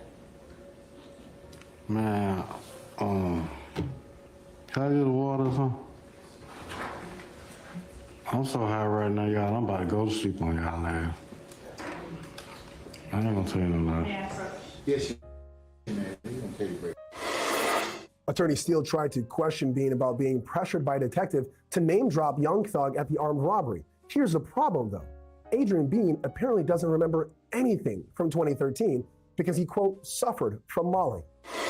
Due to the lack of things that I was doing back in the days, I don't really have no knowledge of nothing. I put everything behind me from back then, and I just left everything. I've been kind of blacked out ever since then about everything that went on with me in my life back then. Okay. And what things are you talking about, Mr. Bean? I just, suffered from Molly. I don't know if y'all familiar with that. You said you suffered from Molly? Yes, ma'am. Okay, go ahead. I don't know if anybody in the courtroom is familiar with that, but I took a lot of drugs back in the day. Putting 2013 aside for a second, at one point on cross-examination, Adrian Bean snaps when questioned about not remembering something just moments earlier. Can I be excused, you understand something? Because I really don't understand what's going on. I don't remember. My head hurt. They keep asking me questions about this, keep asking me questions about that. About 2013, I don't remember. No, you can't be excused at this point in time, Mr. B. You have to be. You're subject to examination. I don't remember. Who you just told the jury, the Honorable Judge Glanville, and all of us that you've been threatened to be locked. I didn't consent to come get on this stand to be a witness, first of all. Who threatened you to lock you? Lock you up means go to jail. There wasn't no threat. The subpoena go out. They say you don't show up, they're gonna lock you up, you go to jail or whatever, and all this little extra stuff like that right there. I ain't here to point fingers at nobody, say nothing like that. That ain't my job. But you just said it ain't for me to mention what nobody got going on in their life. I got my own problem. Who threatened you? You just told the jury that you've been threatened. I done had all kind of threats, man. Y'all just explored my whole phone number on to the world. People calling my phone right now threatening me, texting my phone. I ain't had no sleep. I've been up all night since yesterday, 7 o'clock, from 7 o'clock yesterday to 6 o'clock this morning. Still getting calls, still getting texts. That's my personal line y'all just gave out. On live to the public, to the whole wide world. Now, Bean wasn't the only one to lash out during his testimony. The attorneys also had quarrels during their turns on the podium. Here's one example as Attorney Steele questions Bean about an interview he gave detectives that allegedly doesn't exist. Have you ever heard a recording of your conversation with the authorities, whomever, at the hospital on September 11, 2013? And Your Honor, that's where I'm going to object because, again, what's the basis? assumes facts that are not in evidence. It's what Mr. And Your Honor, I'm going to object because based on what Mr. Steele, the recording Mr. Steele provided me, that is not what is being said. That is exactly what's said. It is not. I'm sustaining the objection, Mr. Steele. Your Honor, Mr. Bean just said it, 1417. That's why I was letting them know I really don't know what's going on. That's not the question asked. It is the question. What I'm getting at is he spoke with the police before. I don't have anything from the district attorney's office or law enforcement. What did I tell you about that? I have nothing. What did I tell you about that? I'm asking the witness if he has heard anything, seen anything. That's my question. He is assuming facts that are not in evidence. I'm not assuming any fact. I'm asking. I'll overrule that objection. You can ask him that question. When it's Attorney Steele's turn to challenge the prosecutor's redirect examination, Judge Earl Granville wasn't having it, and another defense attorney steps in to make an objection. Do you remember whether or not they started and stopped that recording while speaking to you? That never happened, Your Honor. Mr. Steele, you cannot comment. That is improper. Sir, that is improper. That is improper. You're not examining this witness at this point in time. Sir, sir, please be quiet. Sit down. Sit down, sir. Do you have an objection, Mr.? Yes, assume facts not evidence, no good faith basis. I'm gonna overrule the objection. Last but not least, Attorney Steele attempts to question Bean about young thug allegedly jumping over a fence, but the prosecutor barely lets Steele get a sentence out. If you look closely, Bean's reaction says it all. Mr. Williams, number 118, that's in front of you. If a person was going to climb the wall where the fence is down, where you ran through that fence. Your Honor, calls for speculation. I stand the question. If. Objection calls for speculation. I'm asking him a question. Still, if invites speculation, so rephrase it. Can you explain to the jury how a person on September 11, 2013 would run towards the police car to climb that wall where the fence is down, with the police right there? Judge, I must object as to the form. I stand the question. Are you telling the jury that you see someone, Mr. Williams, running and climbing the wall where the barbed wire is down, right where the police are? Are you telling the jury that? He didn't tell. I stand the question. Is that what you're telling this jury? Objection, Your Honor, he just said he doesn't know. I stand the question. Mr. Steele, let's move on. All right. Adrian Bean is just one of hundreds of witnesses the prosecution plans to call in the case against Young Thug, whose real name is Jeffrey Williams. The rapper, along with 5 co-defendants, are charged with a slew of gang-related crimes connected to the alleged street gang YSL, short for Young Slime Life. Those crimes range from drug distribution and firearm possession to armed robbery and murder. On the other side, the defense says YSL is actually a record label called Young Stoner Life, with themes surrounding tough life circumstances. As trial continues in its 4th month, we'll be there to cover all of the drama, bombshells, and make or break moments out of that courtroom in Atlanta, Georgia.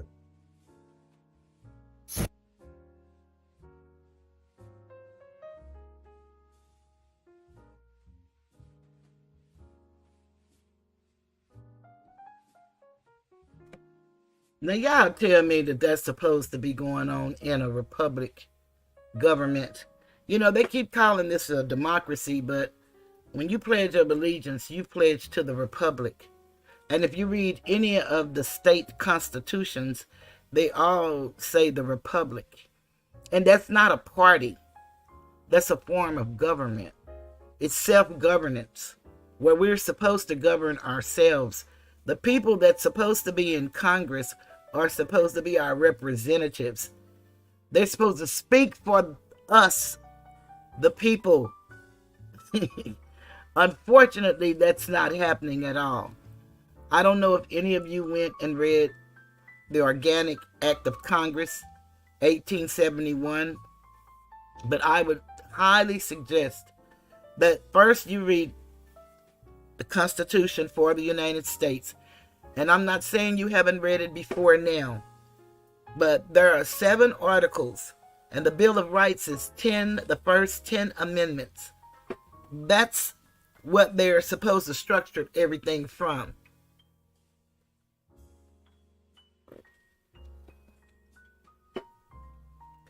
And they are supposed to represent us. That's why we are supposed to be voting. Fulton County is a hot mess. I'm talking hot.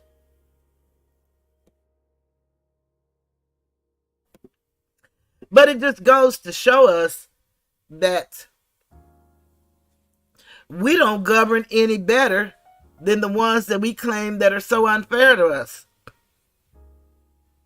And I want y'all to know that a lot of times we think it's people that don't look like us that's mistreating us, the European, when it's really us. The ones that look exactly like us. They're the meanest, the cruelest,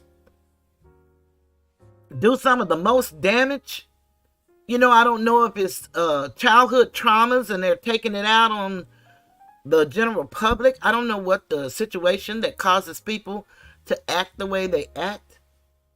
I don't know if it's the power that corrupts absolutely when you have absolute power over somebody and you think that you're untouchable. I don't know what it is that make people do the things that they do, but that's what they're facing. And then to know that the federal government has opened up. Now, I did want to share that. The federal government has opened up an investigation on them in that town, in that area, in that jail system.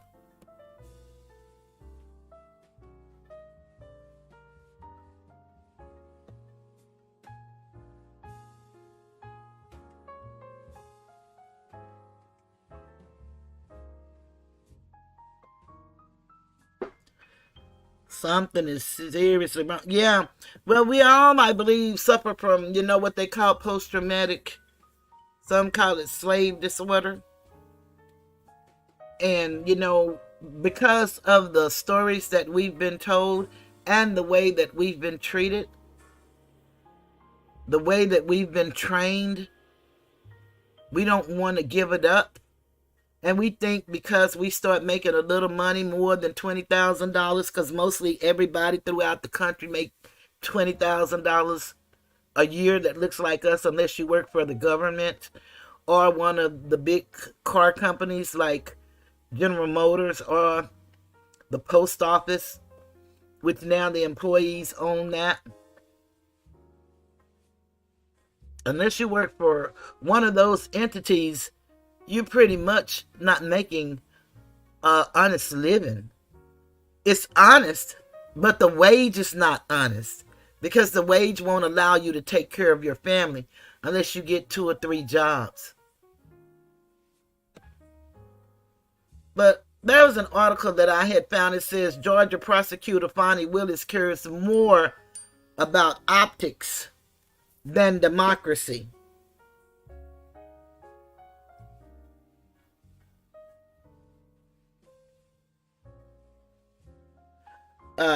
Give me 1 second, y'all.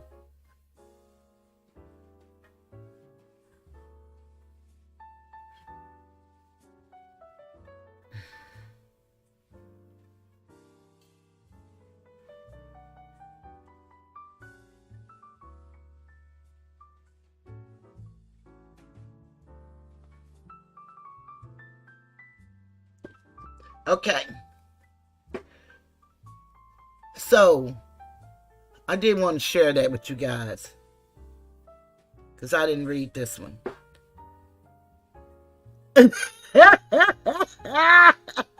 I hear you, Charlene.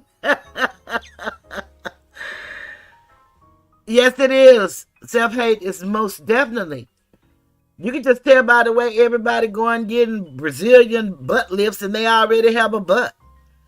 They're getting lip injections, and we already have big lips. Now maybe a couple of us don't, but most of us do.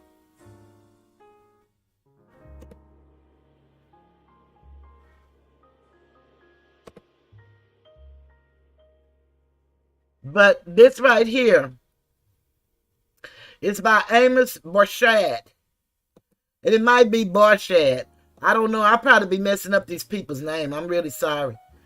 Known for prosecuting Donald Trump on election subversion charges, Atlanta DA Fani Willis is using another high-profile Rico case involving rapper Young Thug to boost her image.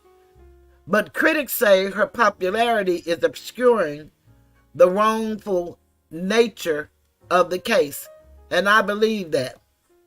On May 9, 2022, Martinez Arnold, better known as the rapper Lil Durk, flew to Atlanta from Los Angeles. After landing at Hartsfield-Jackson Airport, he went to the home of his longtime collaborator, Jeffrey Williams, better known as the superstar Young Thug. Arnold and Williams grew up minutes from each other in Southeast Atlanta. The two have been together since the outset of Williams' illustrious career. Arnold has said he sees Williams less as a friend and more as a brother. While Williams is an extravagant, singularly strange musician, Arnold has always been a more workaday presence.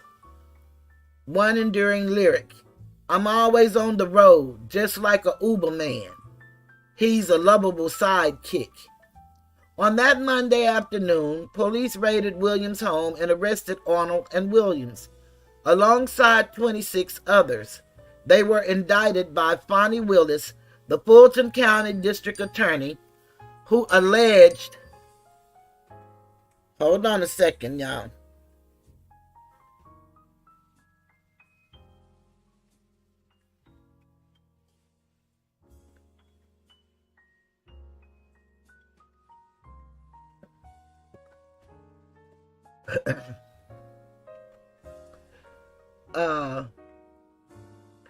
Let me see.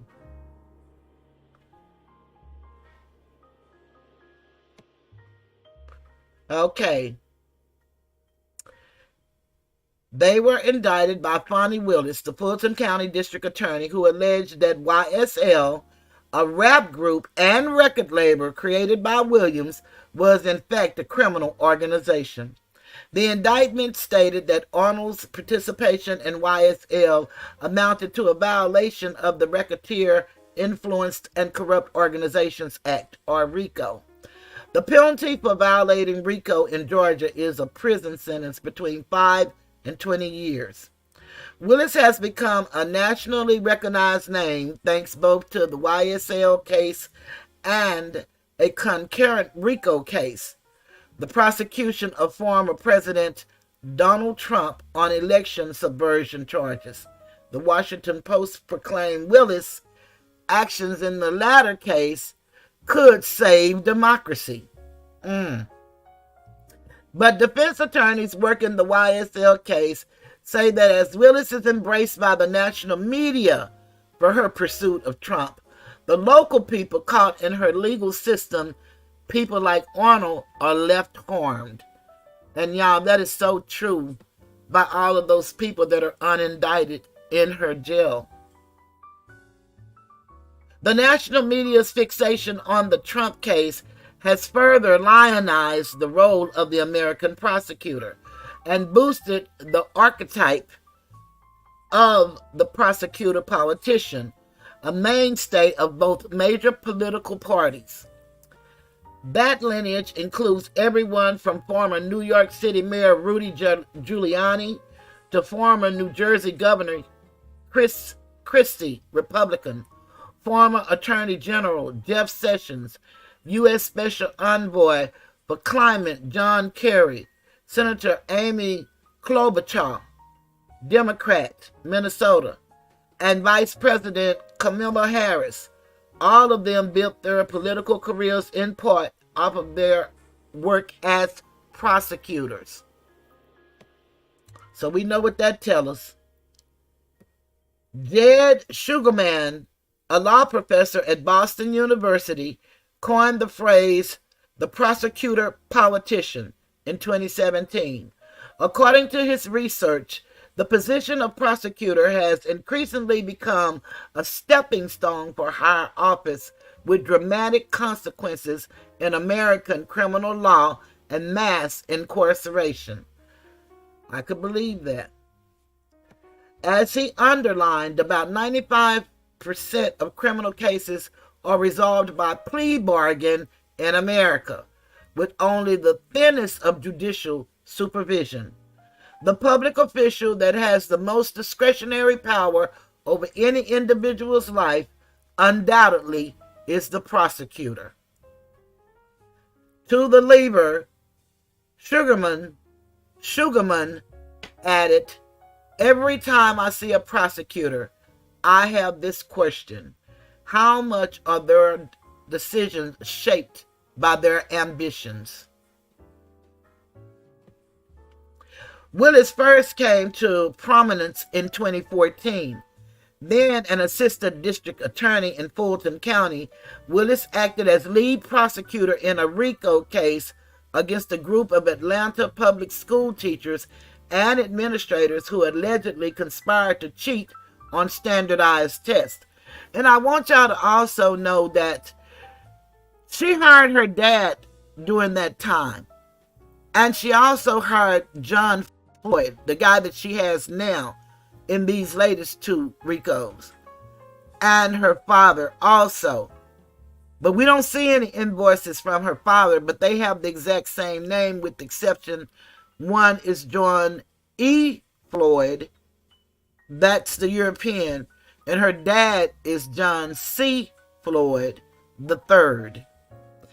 It's something strange about that because John E. Floyd, in the school teacher's case, said he worked for free, pro bono. But the whole case was predicated on Rico. That's the same as Nathan Wade, if you all recall, stating that he was doing the Cobb County jail death investigation for free. But come to find out, Sonia Allen, which is supposedly one of his sugar mamas, and that's supposedly, I don't know none of these people. I can only go by what I hear. But Sonia Allen was paying him $550 an hour. And he said that he didn't have any notes.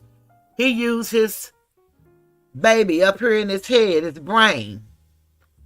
And any notes that he might have taken, once he finished, he just got rid of them.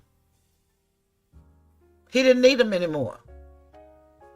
It is something really, really sadistic going on in Fulton County, Cobb County, DeKalb County, quite a few of those counties around Atlanta. Willis, okay, I just read that. Okay, Willis first came to prominence in 2014. I'm going to read it again. Then an assistant district attorney in Fulton County. Willis acted as lead prosecutor in a Rico case against a group of Atlanta public school teachers and administrators who allegedly conspired to cheat on standardized tests. One of the defendants in the case, Shawnee Robinson, has described Willis as the ringleader of a lengthy theatrical production filled with absurdities that the media ate up. Robinson also called the case a witch hunt in which some of her fellow teachers were pressured to offer false accusations. The Fulton County District Attorney's Office did not respond to Lever's requests for comment. 6 years after the case, in the summer of 2020, Willis was elected district attorney. Via her current crop of Rico investigations, she has far eclipsed the attention she garnered with her teacher's indictment. Charging a large number of defendants is a common practice in Rico prosecutions, even though a prosecutor will often have one central figure they're targeting.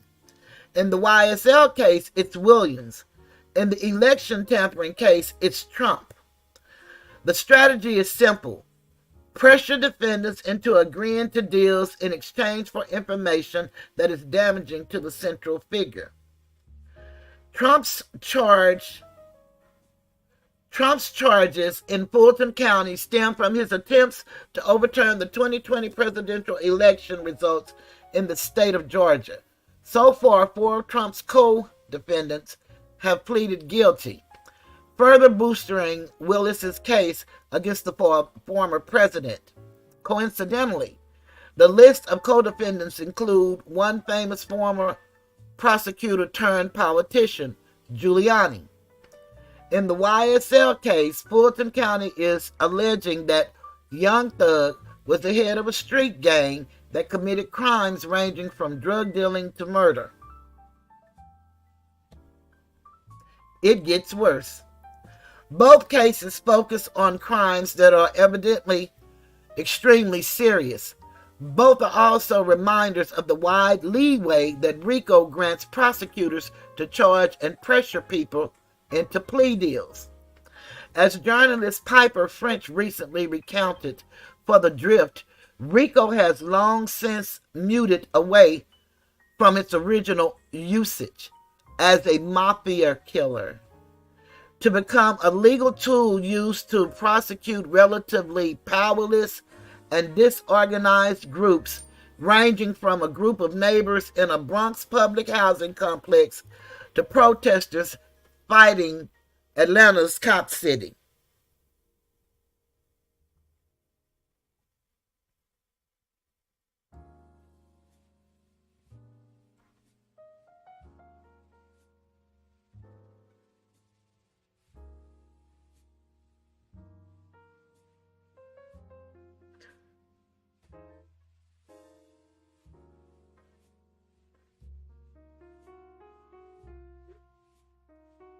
Okay, y'all, sorry about that. Okay. As one former federal prosecutor told French, Rico imposes liability on a defendant even if that person never went to a crime scene or never pulled the trigger himself. Rico also regularly carries an implicit racial bias. A study published in the Michigan Journal of Race and Law found that 86% of federal Rico cases involved gangs that were affiliated with one or more racial minority groups. The YSL in particular illuminates the cynicism that is elemental to the work of ambitious American prosecutors seeking high-profile media bait cases. When indicting someone in order to extract testimony, prosecutors accept that they may cause collateral damage.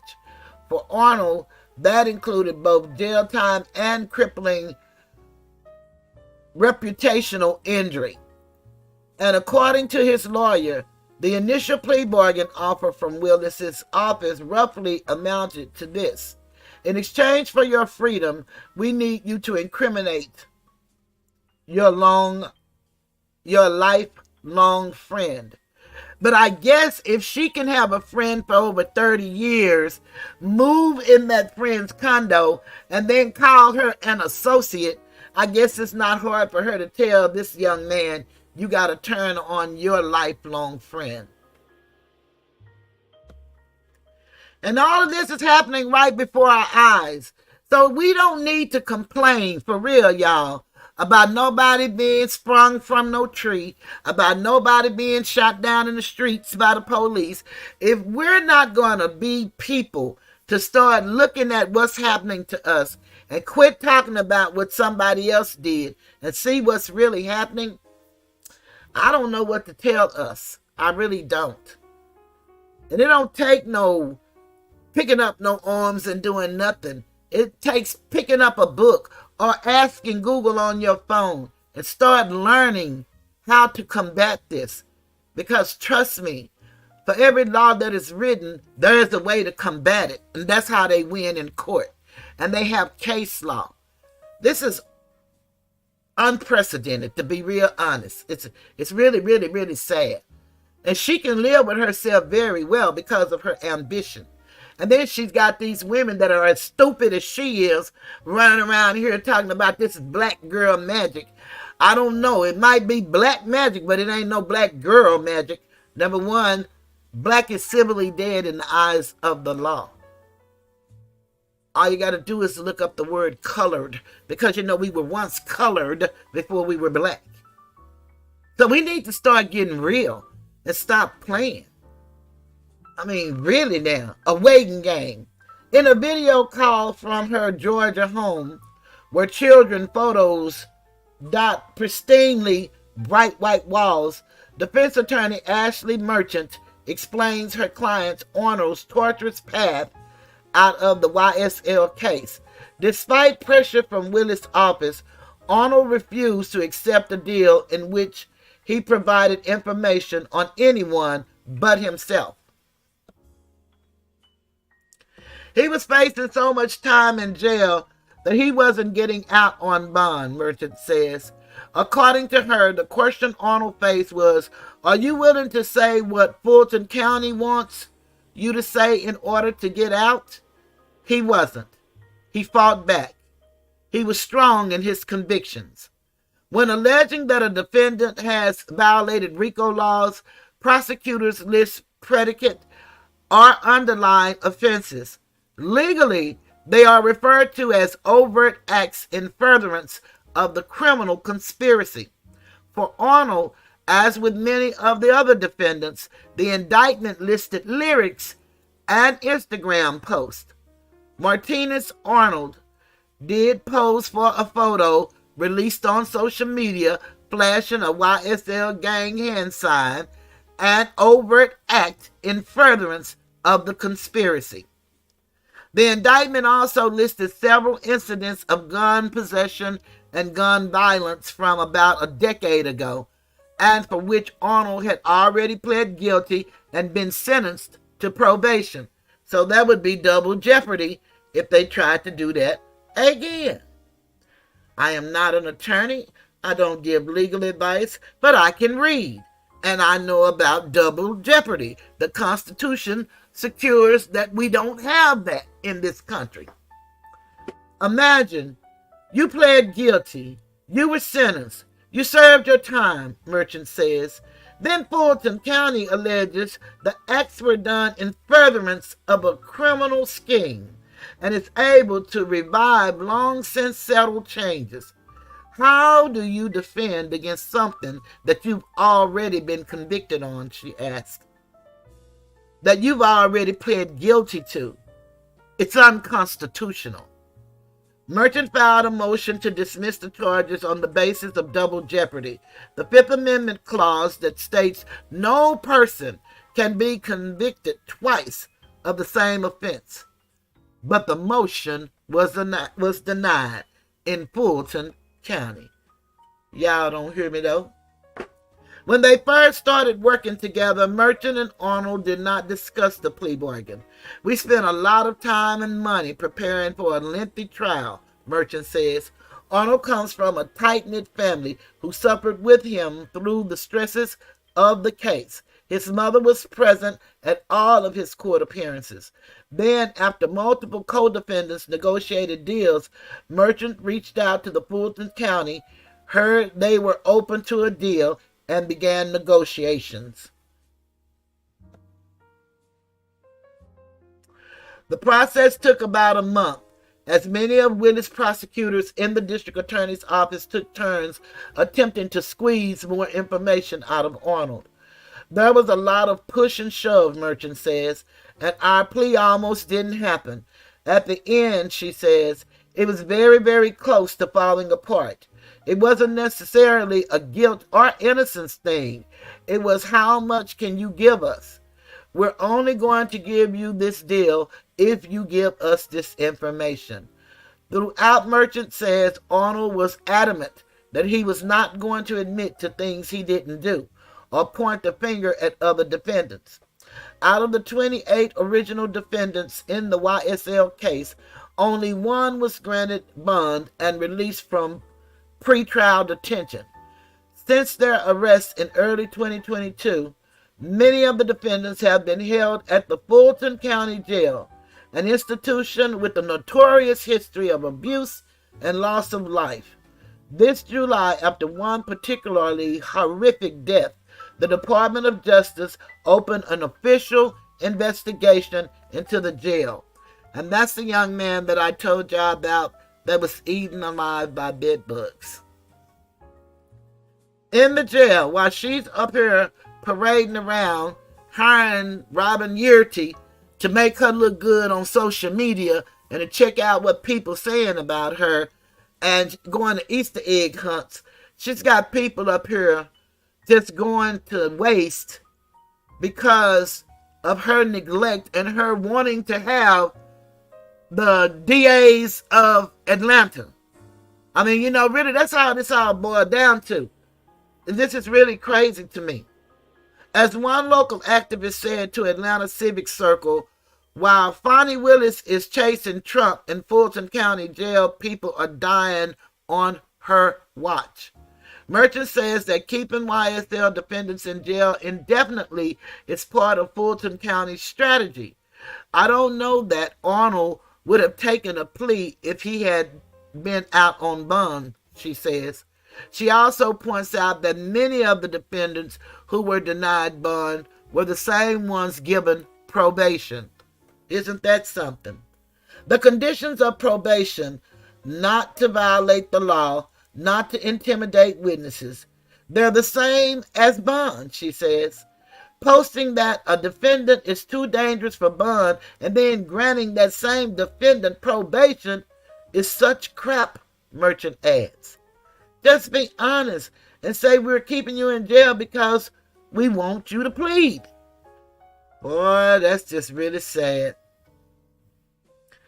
The YSL case will be extremely expensive as Willis focuses on her celebrity defendant. Less attention will be paid to the day-to-day work of the district attorney's office, Merchant argues. There are a lot of people in the Fulton County Jail that are sitting there on pre-trial detention, and their cases have not been charged, she says. And that's true. I have that information. A 2022 American Civil Liberties Union report found that the Fulton County Jail is egregiously overcrowded. If the YSL case leads to more people being incarcerated in Fulton County Jail without ever having been convicted of anything, that would only exacerbate an already dangerous situation. And that's really what's happening, y'all. And I don't see how nobody can call this woman no shero. Nobody. Willis has said the YSL case is part of her crusade against gang violence and its deleterious effect on Fulton County's youth. To her critics, the argument that Willis is fighting to keep Fulton County safe rings hollow when considering just how much taxpayer money she's spending and just how that money could possibly be better spent elsewhere. I find it disingenuous as Anastasios Manetas, a defense attorney involved in the YSL case. They're spending so much money, and that money could clearly address the issue in social service ways: housing, rent, health care, education, and therapy. Manetas represents Miles Farley, a streetwear clothing designer and one of the original YSL defendants. Farley is charged with an alleged M that Manetas says he had no involvement with. Manetas also says that Fulton County offered Farley probation in exchange for testimony, a deal Farley rejected in order to pursue a full acquittal. They want to give him probation for an M, but put school teachers in prison for, they say, erasing and changing test scores. In the name of they want to just keep pushing y'all kids and they don't know nothing out the door. Well, aren't they doing that anyway? Come on now. We got to get serious in America. Manetas represents Miles Farley, a sweatwear clothing designer and one of the original YSL defendants. Farley is, I just read that. Clearly, Manetta is not an unbiased voice, but his experience defending Farley has led him to believe that Willis indiscriminately cast a wide net when bringing the YSL indictment. That allegation is backed by the history of the case so far.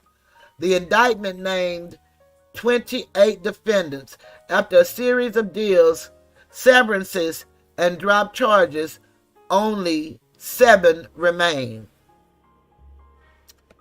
You know, I think I better really make sure that I put out a disclaimer against Kwame Brown, because he keeps pretending he's so scared of me, even though I've never done anything to him. And he is really a troubled person, and he's from Atlanta, and they let them get away with a lot of stuff in Atlanta, in Georgia, in Brunswick, where what happened to CJ happened, and different things. I better make sure that I cover myself before they be talking about I'm the Rico.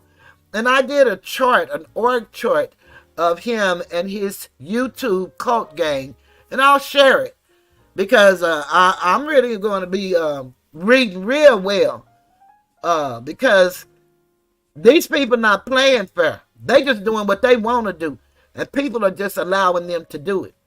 Now, I can't stop nobody from doing whatever they think they big enough to do in America. But I'm going to use the mind that was given to me by my Creator. And I'm going to fight with everything that's in me if anything come my way. You best believe I will. Like I won 13 million from a guy who keeps stalking me and won't stop with his ignorance. Oh, I haven't collected a dime. I still have a process to go through. But I'm going to do it. I got 10 years. And I read very well. And I take my time. But I get done what I need to get done.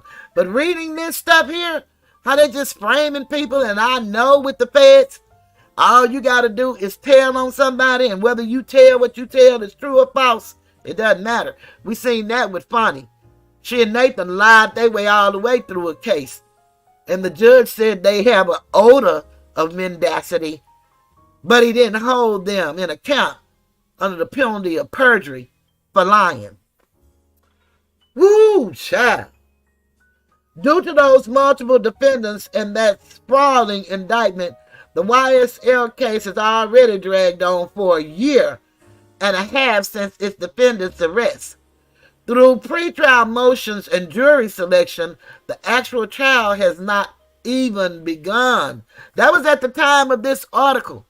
It hadn't even begun, and I heard them say the other day that they say it's going to last to 2027. This woman trying to take every penny that man has. So I guess she couldn't get away with it now that she had to get rid of Wade. She's looking at a way that she can stretch this. Something needs to be done, voters in Atlanta. Y'all need to start researching and see what's really going on in y'all city. And quit talking about the dream Martin Luther King had. Some of y'all need to wake y'all ass up. Or lay down and dream, and y'all have a dream and make it come true. But what's going on in Atlanta is just really ridiculous. It's about the allocation of resources, Merchant says. Can you take up a judge, defense lawyers, and everybody for this long of time? The expense is insane. You had to have snitched. Arnold eventually pled to 2 charges: conspiracy to violate Rico and participation in a criminal gang activity. The underlying acts were the weapons charges from a decade ago. In the movies and the airport paperbacks, a defendant flips by revealing voluminous criminal activity. But in the YSL case, that's not what's happening, Merchant says. Arnold did not provide any new incriminating information. She also doesn't believe Arnold's plea deal will help Fulton County in their prosecution of Williams. I would be shocked if they use him at all, Merchant says. He did not plead to what they needed him to plead to. But even just by pleading guilty to crimes to which he'd already pled guilty to, and thereby implicitly stating that YSL is the criminal organization, Arnold provided Fulton County prosecutors with more potential fodder as they build their case against his friend, Williams. Boy, this is sad. Merchant says the process has been really stressful for Arnold. There were a lot of people saying, you had to have snitched to get out, she says. And he wants people to know the truth. But at the same time, he doesn't want to do anything to undo the deal. That's right, son. Protect your freedom. Your friend know you, if he your friend. Now that he's out on probation, Merchant says that Arnold is trying to rebuild his life. He was out of society for a year. As part of his probation conditions, he's on a curfew and has to report his travel. But despite everything, Merchant says he's hoping to restart his career. Publicly, Arnold has been mostly silent. Through Merchant, he denied multiple interview requests. His Instagram page, which features a profile photo of him and Williams laughing happily, currently has just one post uploaded a few months ago. There's a few photos of Duke alone looking plaintively at the camera. The corresponding caption reads, #YSL forever. In response, he was flooded with comments criticizing him for taking a deal. You took a plea on your man's, one commenter wrote. If it wasn't for thugs, we wouldn't know you. Please help me understand, bro. It's logical that YSL fans would be upset with Arnold. It's hard to grasp the pressures he was put under by Willis prosecution. Once Arnold was ensnared in the Rico prosecution, he had few good options. Has that prosecution actually served to protect the people of Fulton County? That's unclear. I would say no, given the young man that was on the show with Dana and Judge Joe Brown, and he's the one got shot, but he's walking around with the charges. What is undeniable is that the prosecution has served to boost Willis's national profile. That's the model for prosecutor politicians. Seek high-profile, tough-on-crime cases, gain national attention, and then move on to higher office. For now, Willis isn't going anywhere. This summer, she released a fundraising page ahead of her re-election campaign. It boasted that Willis' goal as Fulton County District Attorney is to make the criminal justice system more fair, transparent, and focused on reducing crime by changing lives. And if y'all believe that, I have some desert front ocean property in the middle, desert front ocean. Do you hear what I'm saying? Desert front ocean property in the middle of the Sahara Desert to sell. Ooh, man, this is ridiculous. This is ridiculous. In the YSL case, a jury still has not been selected, and there is no clear indication when the trial will actually begin. And y'all know this article was before the trial began, because we know that it is ongoing and it is a circus. Defense attorneys have a long list of complaints about Fulton County's practices in the case, including the critical discovery has been withheld and obfuscated, and that witnesses lists keep growing.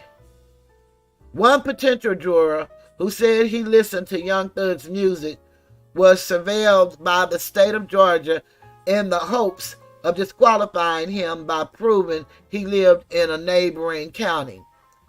For Manetas, there is a fear that the popularity of the Trump indictment will obscure the true nature of Willis' work.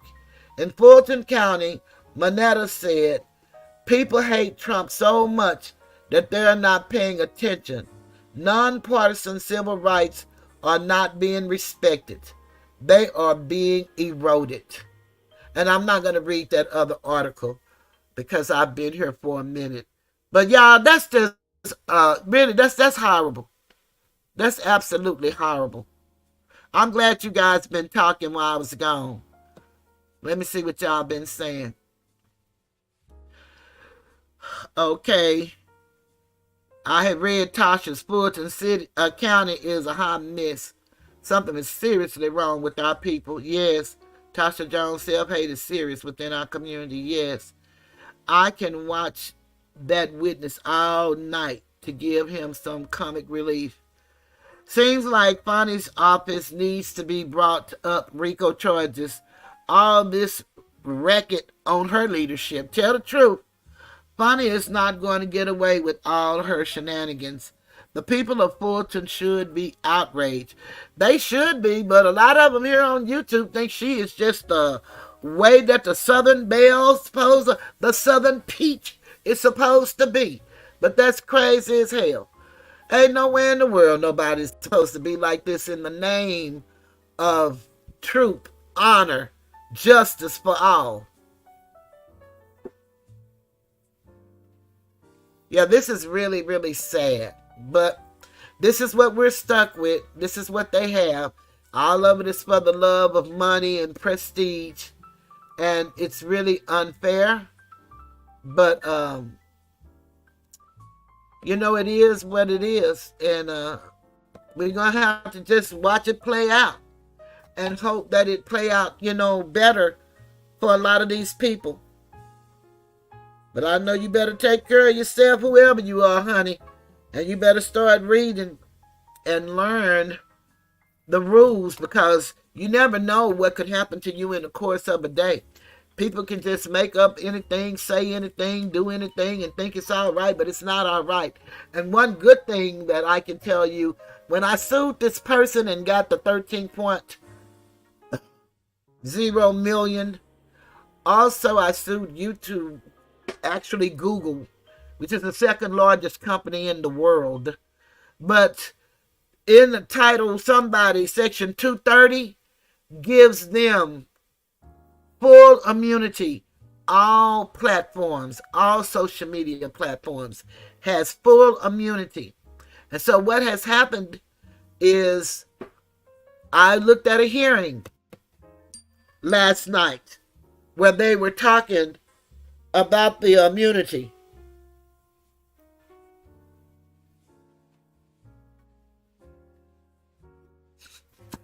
And it was an old hearing. I think it was a couple of weeks ago. One moment, y'all. Just 1 second.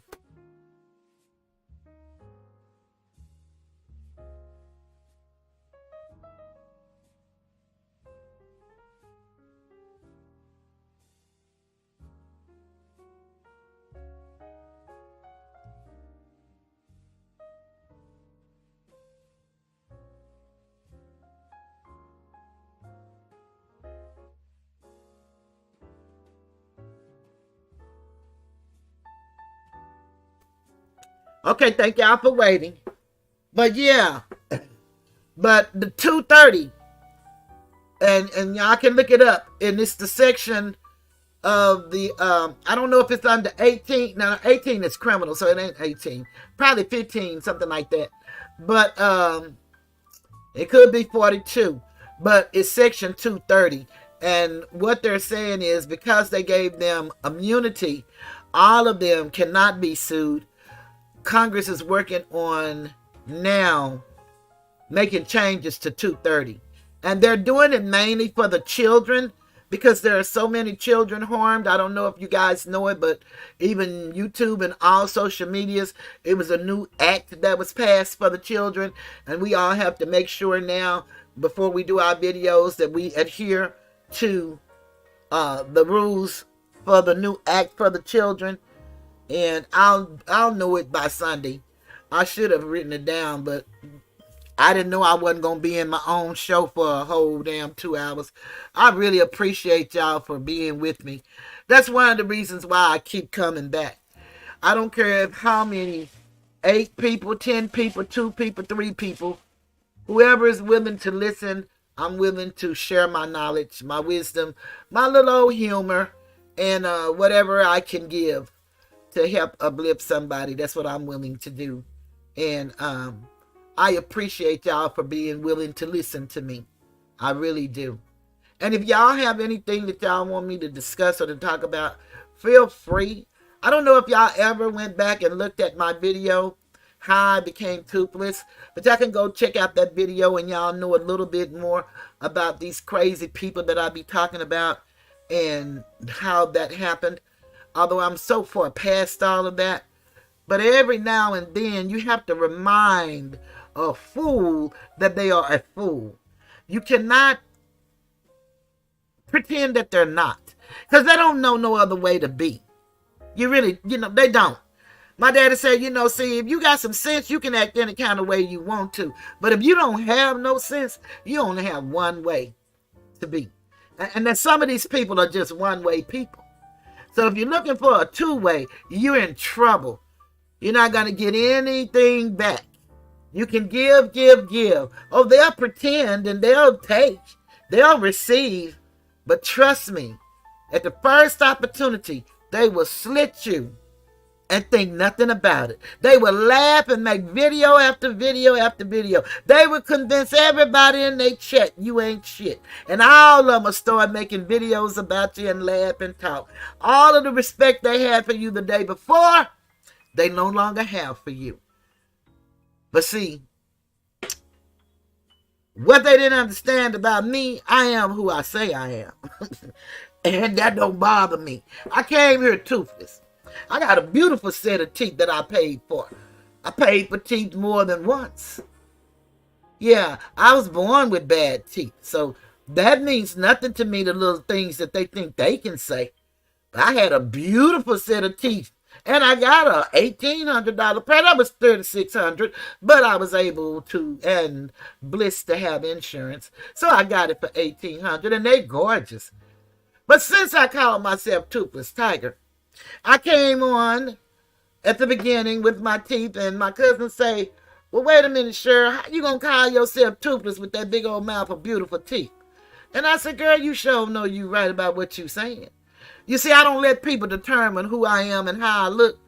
Because when I look in the mirror, I see the most beautiful girl in the world looking back at me. I really do. I remember when I bought them teeth and I had permanent teeth. Oh, they were gorgeous. I remember. But I remember I aged. I'm 65. I ain't going to never look like I looked when I was 18. Because when I was 18, I was a bad mamma jamma, just as fine as I could be. And that's just a more fineness of me. Now, I would really love to be a little bit smaller. I would love that, but I'm not going to do nothing it takes to do that. So ain't no need of me tripping. I don't trip. I really don't. I appreciate, or I don't give a damn. It's one of the two. I'm a Scorpio. I only know one way to be, and that's me. I can't be nobody else. I can try to be a better me. And I cannot like the me that I came from. But the me that I am, oh, I just love that girl. She's absolutely beautiful. And so I don't care about people's opinions. You know, they talked about my mother, and she's been deceased for 30 years. They don't have a clue of who my mama is. But they talked about all that. They talked about my bald head, my hair grow down to my back.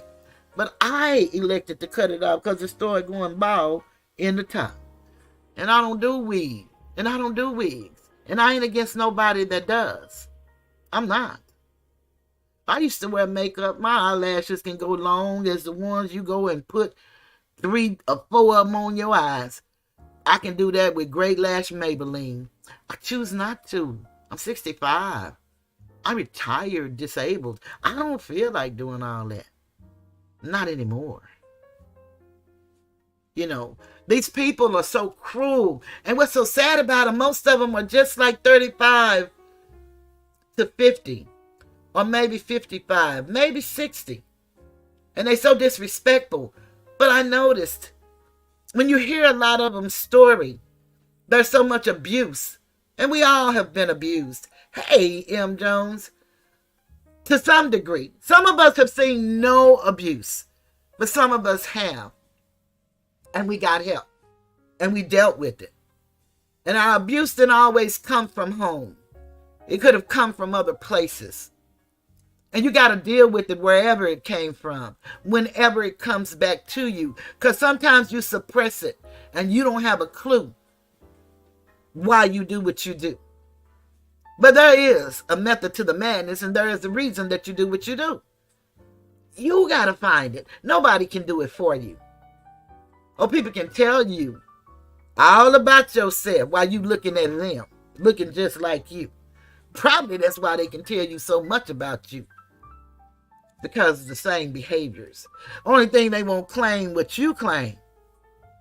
People are a piece of work. But on this thing we call the internet, I can tell you it's a lot of sick, hurting, sad people on here. And we don't know that. You got to use discernment. And even some that you think that you know or you can trust will be the ones that are the worst. But it's like that with the people that you grow up with every day and live in a house with sometimes. Your siblings, your cousins. You know, so that's life. And you can't change it to save your life. All you can do is be the best you that you can be. And don't let nobody tell you different. I don't give a damn. If you can't speak English good, just don't speak it good. But speak it not good with a smile. If you ain't got but 2 teeth, one time I was down to 1. I mean, I had 1 damn tooth left. At the top, and at the bottom I had a few. I had 1 tooth left. Got a picture to prove. And I smiled, and my cousin said, "Oh, you gonna smile? Hell yeah. Unless you want to replace my teeth, baby, I ain't finna stop smiling." I'm not. That's not who I am. See, my mama taught me never envy anybody for what they have. Why? Because you might not be willing to pay the price they willing to pay. And I promise you, I'm not willing to pay it. I really like this little old life of mine. And I'm going to let it shine. Until, the lights go out on my future. And then I don't control that. But I got people pronouncing me dead every other day. Good thing they don't control nothing. It is. And I hope they live to see 65 because I made it. I don't know about me in 66 and I ain't got nothing to do with that. I'm just going to live one day at a time. I'm going to come on here on Wednesdays and on Sundays. And I'm going to ask y'all if y'all have anything y'all want me to talk about or whatever. And I'm going to definitely talk about the things that I feel that's important for us as a people to know. I'm going to do that. And I may be talking to myself. That's okay. Should I talk to myself when there ain't nobody to talk to? So that's just one of those things. I don't have a problem with being me. And one of my biggest problems is allowing people to be who they say they are until they show me different. And sometimes by the time they show me different, I would have invested myself into them, but they never were there for me. And I understand that. And I can live with that. Because I'm going to be me at all times. I don't judge people, but I talk about everybody I know, good, bad, or indifferent. You better believe I'm going to do it. I'm going to do that. Me, I am. And the shit that done happened to me, I'm going to talk about that whenever I feel like it. But I live a very pleasant, comfortable life. I don't have no issues. I have a son that, I couldn't have asked for my son because I wouldn't know what to ask for. But I can tell you what I received. And I am a proud mother of a handsome young man. And he's on my page. If you haven't joined or if you have subscribed, check out our video. Yeah, I'm proud of that young man. And then I have a niece that I brought home from the hospital, and I call her my daughter. And she has the children that I call my grandchildren. They call me Granny Graham. The man that was bothering me, so he called me Gummy Graham. And so I made a coffee cup because I sell cups and t-shirts, keychains. So I made my own cup. Since he want me to be Gummy Grand, then I'll be Gummy Granny. That's me all day. 24/7, that's me. And I love being me. But I'm so grateful y'all stayed with me and I didn't have a clue that I wasn't in the show. And I appreciate y'all so much. Look forward to seeing y'all Sunday. We're going to delve back into this craziness again, but I'm really going to start on my plea bargains because if you notice, that's what these people are getting these people to do. And I never knew so many people that went on to Congress had been district attorneys. That's really something to think about. And I know we all live throughout the United States in different cities and they run things differently. But get to know your state constitution because that's where the power lies. In your state. The federal comes in if the state doesn't handle it. So it's very important to learn these things. I didn't start learning until I was 52. And I'm 65. So it's been 13 years I've been on this journey. But I've learned a lot. I really have. And I used to talk about it a lot, but because of the way YouTube do their videos, anything you say can and will be used against you. They say that we have a First Amendment right to free speech, but they have rules, terms of service, community guidelines. It's called, little to me, censorship. As long as we're calling each other all kind of bitches and hoes, that's beautiful. But it's certain words you just can't say or you won't be monetized. And then I realized most of my money didn't come from my video viewing. It came from super chats. So that's why I hadn't been getting checks, because I don't get super chats and I don't get cash apps often, but I get them. But it has to be over $100. But like I said, I do this if I had to keep spending my money like I'm spending, because I have to pay for certain things in order for me to have this show. And I could do it through YouTube and do it totally free. But you know, when you're trying to put together a product and when you're trying to learn a little something, I'm not trying to learn a lot because I don't like technology.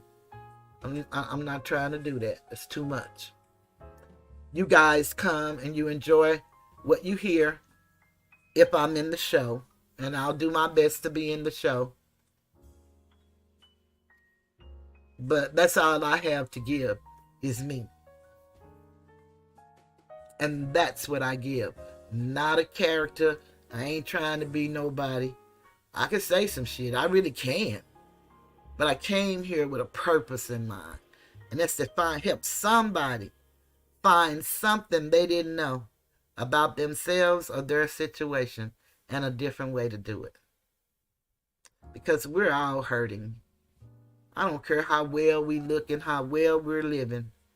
We're human. If we don't have nothing but issues with our own body, we all have something. So, together we can make a difference, you know. And you do it individually, an army of one. And you teach somebody else, preferably your loved ones. If you don't talk to the singers in your family, try to get with the singers in your family. Learn a little of your history. Then find somebody beneath them and then share it with them. Share what you've learned. And as always, I appreciate you guys. Look forward to seeing you on Sunday. I'm getting ready to leave the Tiger's Den. And as you know, I leave with my favorite little song. And that's because I truly believe the children are our future. So everybody, have a beautiful, beautiful night. And I think because it's my friend's mother's birthday, well, it just passed, but she was here on the 27th, I'm going to leave with the mother's love. Have a beautiful, beautiful evening, everybody. In a mother's love, you will find everything. Everything's alright. To a mother's love, you are bound. You can rest on sacred ground. In a mother's love, you are free to dream, because she sees what you can be.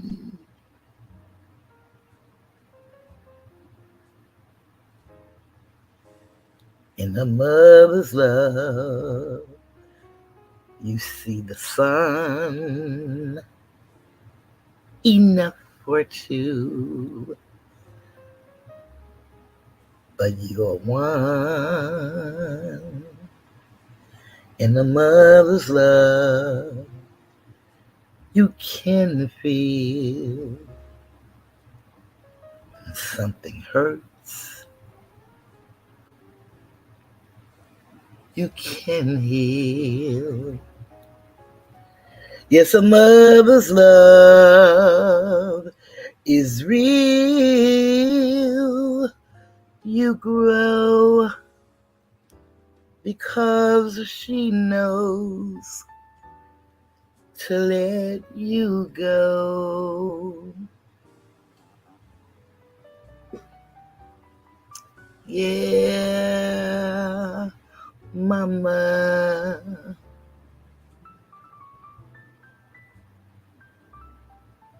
Mama, mama, mama. Mother's love. Mother's love. Yeah. All right. A mother's love. And a mother's love never lies. She believes that you can fly with all of her might. A mother's love. Yay, mama.